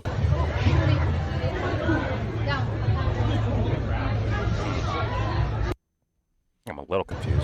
Yeah. We took the time to give this really slow this down a lot and sort of chew into this. There's two big parts I want to look at. Is One the Charlie Kirk thing? is how fast Roof Guy is moving, and also the second is the audience reaction, because I think there's a little something is an you can insight interpret like from of that. what's again of like what was happening. Well, this guy gave me the best, in my opinion, the best explanation I've seen so far in his part 1. This is part 2, so he's gonna do more kind of like real, in my opinion, like real style, like trying to gather evidence and explain what the fuck is actually happening, because still no one fucking knows. No one knows. Still. Okay, got it. Right. So. Want to hear him out. Oh yeah, continue. Yeah. Here we go. Slow this down a lot and sort of chew into this. There's two big parts I want to look at. One is how fast Roof Guy is moving, and also the second is the audience reaction, because I think there's a little something we can interpret from that. Again, please just release the proper videos, TPUSA. We need them. Yeah. All right, that's the original video. Now we're doing a 1.5x zoom. We're zoomed in a little, operating a little slower, and it's been stabilized. Do you see that? Now you can see Roof Guy more clearly, because what we've done here, what Barry has done for us, is pull the video so that we can actually see, again, Roof Guy. This is at full speed. It's stabilized around Roof Guy's motions, okay? Let's slow this down a little bit and go in a little bit tighter, and we're going now at half speed, and let's watch what happens. Roof Guy, you can see him staying up, running, and gone. So notice he's gone within less than, about 2 seconds. We can get an actual time on this. So the whole film video here is only 5 seconds. Now a 6x zoom. Let's go in real tight here. Okay, we haven't quite seen him yet. We're only 16 frames in. So these things are counting off not seconds, they're counting off frames. 30 frames to a second. The rest of that 0.00.00. That's hours and minutes and seconds. But the 16, 17, 18 numbers like that are counting frames, 30 frames a second. We're about a half second into this video at this point in time. Now we're 17 frames in. Here we are at 20 frames, and I think what we're seeing here is somebody who's just starting to stand up. It looks bent over to me, and now running. Again, can't make out a rifle, can't see anything, but within 2 seconds of this video being started, that figure stands and is out of frame, and off we go. Now we're going to really slow it down. 12% speed. Let's watch what happens here. We're 10 frames, we're 12, we're 15, we're 18, we're 20 frames in. Now we're just looking at the crowd reaction here. I think there's something really significant in this crowd reaction. I want to talk it over with you, see if we can agree on this. So people will flinch, not everybody, but when you have a really loud noise, a lot of people will actively flinch. Some of them will do it at a much faster reaction speed than saying, oh, I heard a loud noise, and you flinch consciously. The unconscious flinch reaction time takes a tenth to a quarter of a second. It's just very, fully very moving. fast. It's It's, like, it's an instinctive flinching that just happens. So as we look at this, I think it's possible to notice something pretty interesting. All right, but before we go there, this is our first view of Roof Guy, 19 frames in. That's about 0.63 seconds, maybe bent over. I don't know. We're kind of squinting at little darky blobs, but already standing for sure, not lying down. And whether he's still in the process of standing up or all the way stood up or already stood up before and bending over to pick something up, we don't know. But that's what we got. Now, this is why it gets interesting. So if you ask Rock, hey, how long does it take for a fit 22-year-old to get up and get moving? They say here, let's break it down into a couple stages. First, you have to disengage from the shooting position. You're prepared to rise. That's going to take a half a second to a second, all right? That includes shifting weight off of the rifle, removing the eye from the scope, maybe setting the safety if needed. Probably that wasn't done in this case. Initiating the push-up motion from the prone position. Even for a fit person, this is quick and fluid as they can leverage upper body strength, begin lifting the torso without delay. No forward movement here. Rising from prone to standing is going to be 1 and 1.5 seconds total. So you have to push up from the arms, bring knees and legs. You still have to pick up the rifle because the rifle adds some minor complexity, right? You can't tangle or drop it. But doesn't significantly slow the process if slung or held securely, but it's going to take you maybe 2 to 2.5 seconds, 1.5 to 2.5 seconds to get up and get moving. Now, here's where it gets interesting for me. So let's look here, and first just notice the crowd reaction. Forget about roof guy for a minute. Notice the crowd reaction. Tell me what you see here. I'm going to run that over and over again for you. What do you see? Before I tell you what I see. Make sure I'm not making something up. Don't want to plant any ideas that aren't right.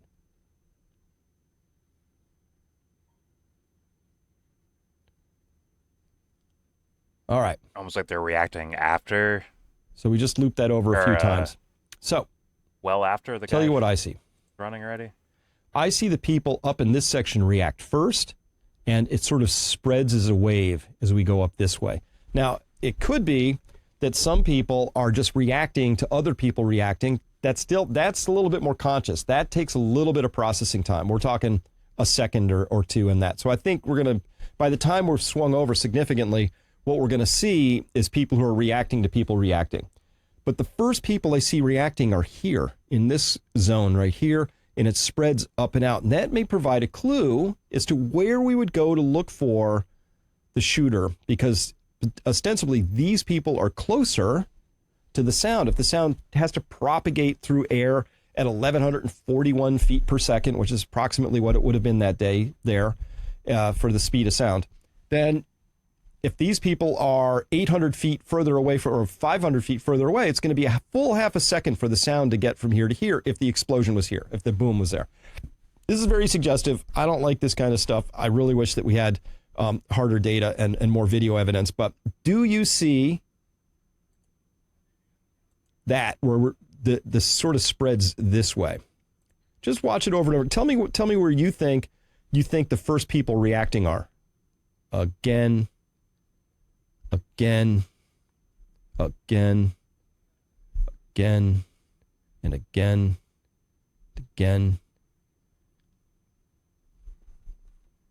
I'll tell you what I see. I see the people on that side reacting before the people on that side. Make of that what you will. Or it could be the idea of closer. I don't know. It may or may not pan out that way. But we have another place to sort of judge the reactions. This is from a very, very short video, which is just a very few frames long. And I want you to watch this guy here. He reacts. And Red Hat Girl here, they react. And you could see other people reacting too, but these two are very visibly, obviously reacting to the sound of the shot. Just watch red-haired girl here. I'll press it a few times. Red Hat. Oh, right? Oh, she throws her hand up in the air. Watch this guy lift his arm up here. Whoa, that flinch, right? Whoa, this guy doesn't react at all. So some people react quickly. This guy just nothing, no flinching, no nothing going on. Ooh.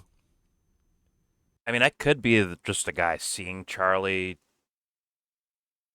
right? Like you hear a noise, you're already looking at Charlie. It's moving so fast that as you're looking at him, you see him get hit kind of around the same time, I would assume, because of how fast everything's moving. So maybe that's why holy shit, right? The girl, though, the girl's reacting on sound, straight up. She turns her head and she like flinches, like someone like made like a loud noise, right? Interesting. Here we go. Nothing, no flinching, nothing going on. Ooh. So like she looks and flinches, the first time you can see both of these two individuals reacting is 8 frames after the shot. So that's about a quarter of a second. So fast reactors are startling, at least in a way that we don't have to interpret. We're positive they've reacted within 8 frames. And so that tells us it takes about a quarter of a second.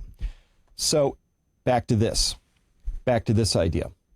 If we see these people reacting in a wave like that, we know that we're within the first second of that shot being taken, right?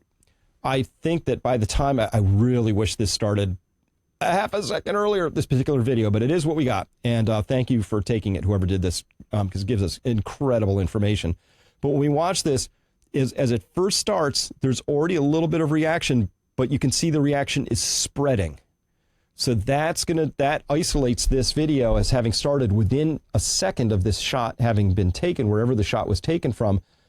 But within 0.63 seconds of this video starting, roof guy is already up and on the move. Now, this is all very suggestive. It's not the best kind of analysis, but I have some questions here. I think it's worthy. We have to know exactly when that shot was taken. If we can coordinate that, now we can get to understand, and we can line that up with the so-called FBI video, make sure that timestamp was correct on that doesn't have some sort of sync error on its clock. Some investigative work to be done. But what I would be doing if I was investigating this as part of the authorities or the defense team, I'd want to get an exact time signature of when the shot happened, where it was recorded across all the different devices that are out there, exactly when, so that we could begin to lock this crime scene down. Because I got to tell you, I'm doing a lot of audio analysis on this, just like I did for Butler, and it's just not lining up with the official story at present. It is just not doing that.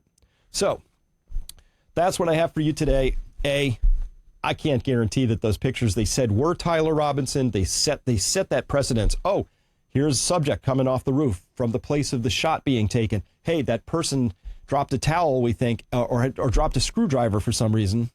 And that screwdriver matched his DNA, Tyler Robinson. Now, again, we all know about crime scene stuff. It's possible for somebody to plant evidence, somebody to take a screwdriver that he owned and put it up on the roof. It's possible for somebody to borrow a towel of his and have planted that and wrapped it around a gun he had. There's a lot of ways as a defense attorney you could begin saying, I got some doubts, right? Okay, so I was just, I guess, brain farting with the, because I remember that was also very early on. They showed a screwdriver, didn't they? Of like, this is what he used to take apart the gun or some shit like that. So thus, the idea of the power tool thing is just out the fucking window. So for some reason, I just brain farted that, I guess. But yeah, either way, it's still like sus either way. It just, without the power tool, it just adds to how sus it is.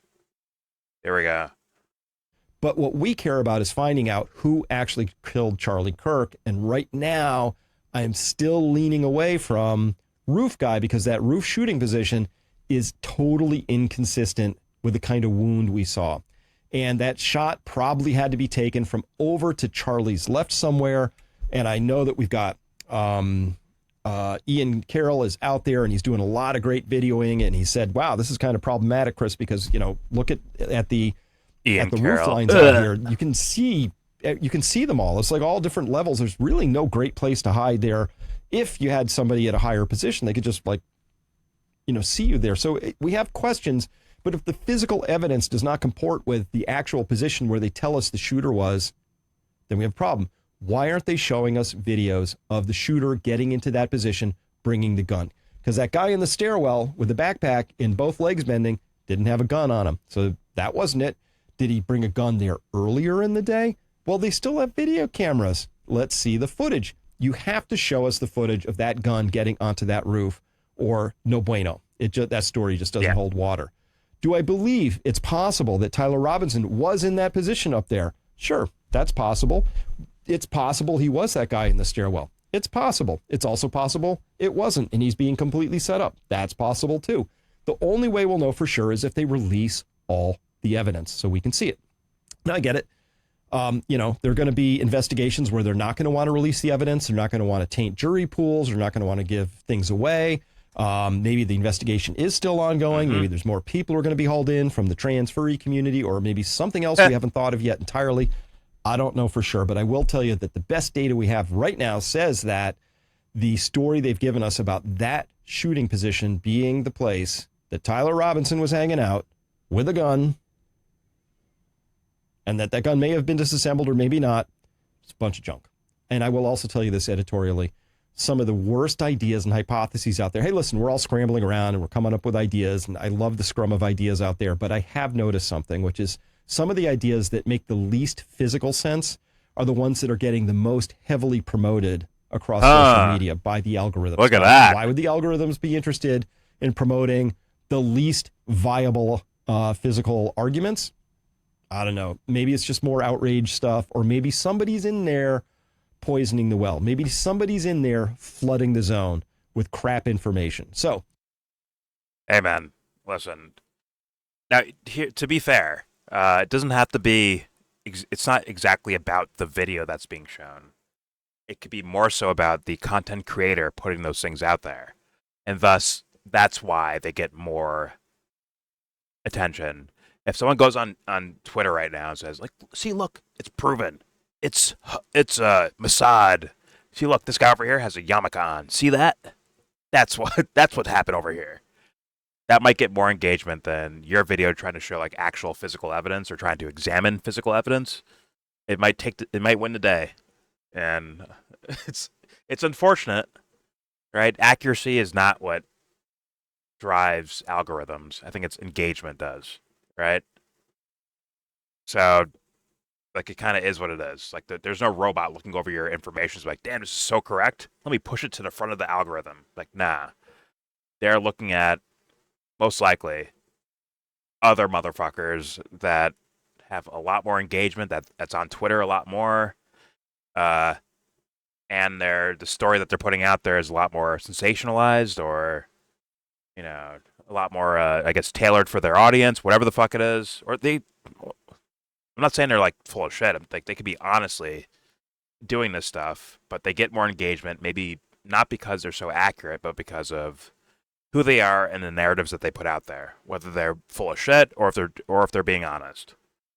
So that has to be said, and I understand why this guy'd be like, what the fuck, bro? I'm telling the truth, bro. What the fuck's going on here? I feel your pain, man. I understand. But guess what? It is what it is. And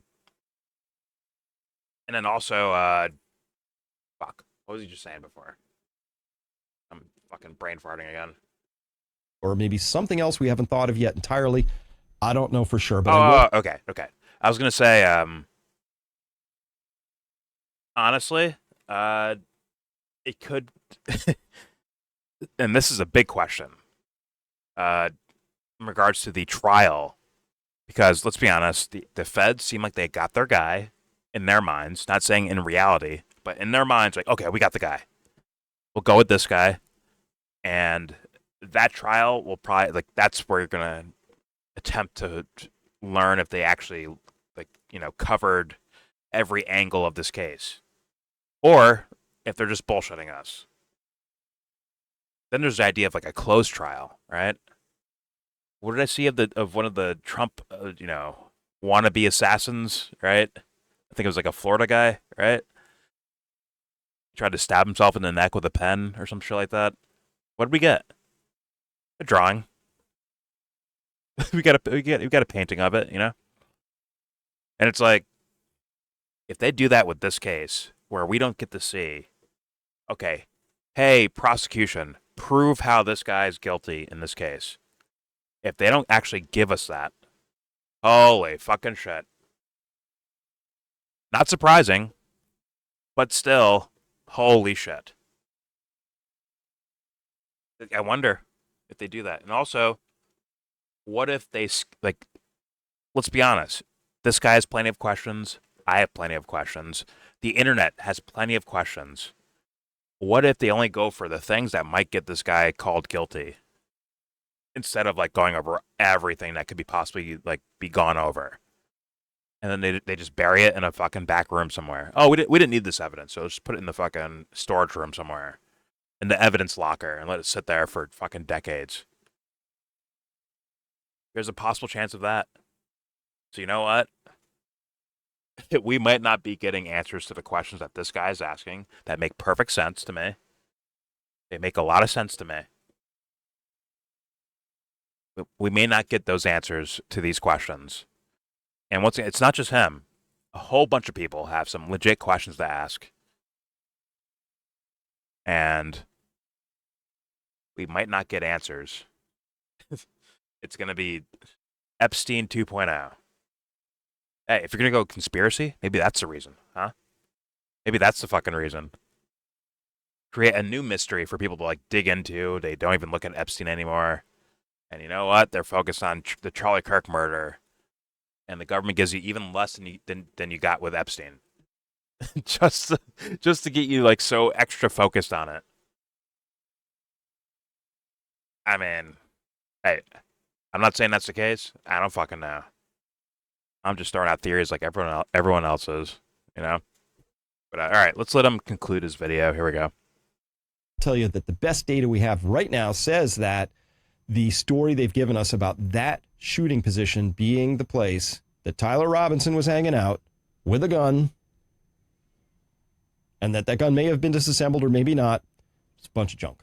And I will also tell you this editorially, some of the worst ideas and hypotheses out there. Hey, listen, we're all scrambling around and we're coming up with ideas, and I love the scrum of ideas out there, but I have noticed something, which is some of the ideas that make the least physical sense are the ones that are getting the most heavily promoted across social media by the algorithms. Now, why would the algorithms be interested in promoting the least viable physical arguments? I don't know. Maybe it's just more outrage stuff, or maybe somebody's in there poisoning the well. Maybe somebody's in there flooding the zone with crap information. So I'm going to keep chewing at this the way I do. We're going to do this together. We're going to be very logical. Please push back. Tell me where these things just don't make sense. I don't like having to make guesses about things because people are flinching or not. Not my style. But I thought that was interesting to add at least some reasonable doubt to this idea that Roof Guy took the shot. People are still in the process of flinching, and he's already up and moving. It just doesn't track with how I think these things probably actually work. All right. It's either that or the NFL needs to start doing some recruiting. That fool's reaction speed is that fast. If he went from like prone to up on his feet as people are reacting to the crack of a gun that he shot, holy fuck, NFL. Sign him up right now. Sign him. Give him a contract right now. Find a different patsy or some shit like that, bro. Sign that person up. If it's Tyler Robinson, welcome to the Rams, Tyler. Don't worry about the criminal case. We took care of that. You're innocent. Don't worry about that. You're innocent. Yeah, this fool fucking got up and ran. What's that Chappelle joke that's just like a million times funnier than the way I just said that? Some guy that escaped a tiger or some shit like that, or a lion. This fool, after he got chewed up by this fucking giant fucking cat, he wakes up and the NFL scouts waiting over his bed like, listen, son, we need you. I'm sorry. All right, here we go. That's all I have for today. Thanks very much for listening. All right, that's the end of it. All right, pretty interesting. Once again, don't forget the Candace stuff of someone like this lady just kind of like, it sounded very like just talking casually, and it's like, man, I wonder what the girl was doing or whatever the fuck. Like, what was she doing? It's like, wait a minute, there's another person there? Huh. I think that's actually worthy. Although I don't appreciate the way Candace goes about these things. But the information nonetheless is interesting. Right? And then this guy's analysis, both going over his first video and explaining some of the weird anomalies, I guess. And then when he moves on to other concepts or ideas to go over.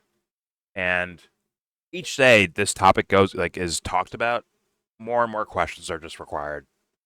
If you run down a theory, right, the theory is going to have like a certain, it's going to have like a certain set of ideas around it, right? And thus it begs more questions of, okay, if he shot over here, what's the case? This guy's a patsy, what's the case? Can he disassemble a gun? Is that legitimate? If he can't, where'd the gun go? Hey, does that look like editing or not? On and so forth. So, either way, I think that this was a worthy video. Sometimes when I don't get like information that like crazy information, I might not release the video. But this one, I think I'm going to release this one. I find it pretty interesting. But either way, we're done here. There's your video. Please subscribe if you feel like. Comment, agree, disagree. Tell me what you think in the comment section. About if there's other ideas that you're able to show on YouTube, or join the Discord and send it to me there. I'm in that Discord right now, by the way. Link in the description box to join the Discord if you want to. Yeah, tell me what you think. Obviously, if you want to donate to charities, the links are in the description box, as well as the sources of these videos. If you don't want to hear us talking over it or pausing the videos, both videos will be linked. Although I'm sure you'll be able to find them easily. But either way, like if you can't, it's in the description box, along with the Discord link if you want to join that. And with all that said, please give this video a thumbs down. Yeah, near 2 hours. Like we're at the mark. Wait, I'll wait. I'll wait for 2 hours exactly. Let's see if I can pull this off. 3, 2, 1. Bam!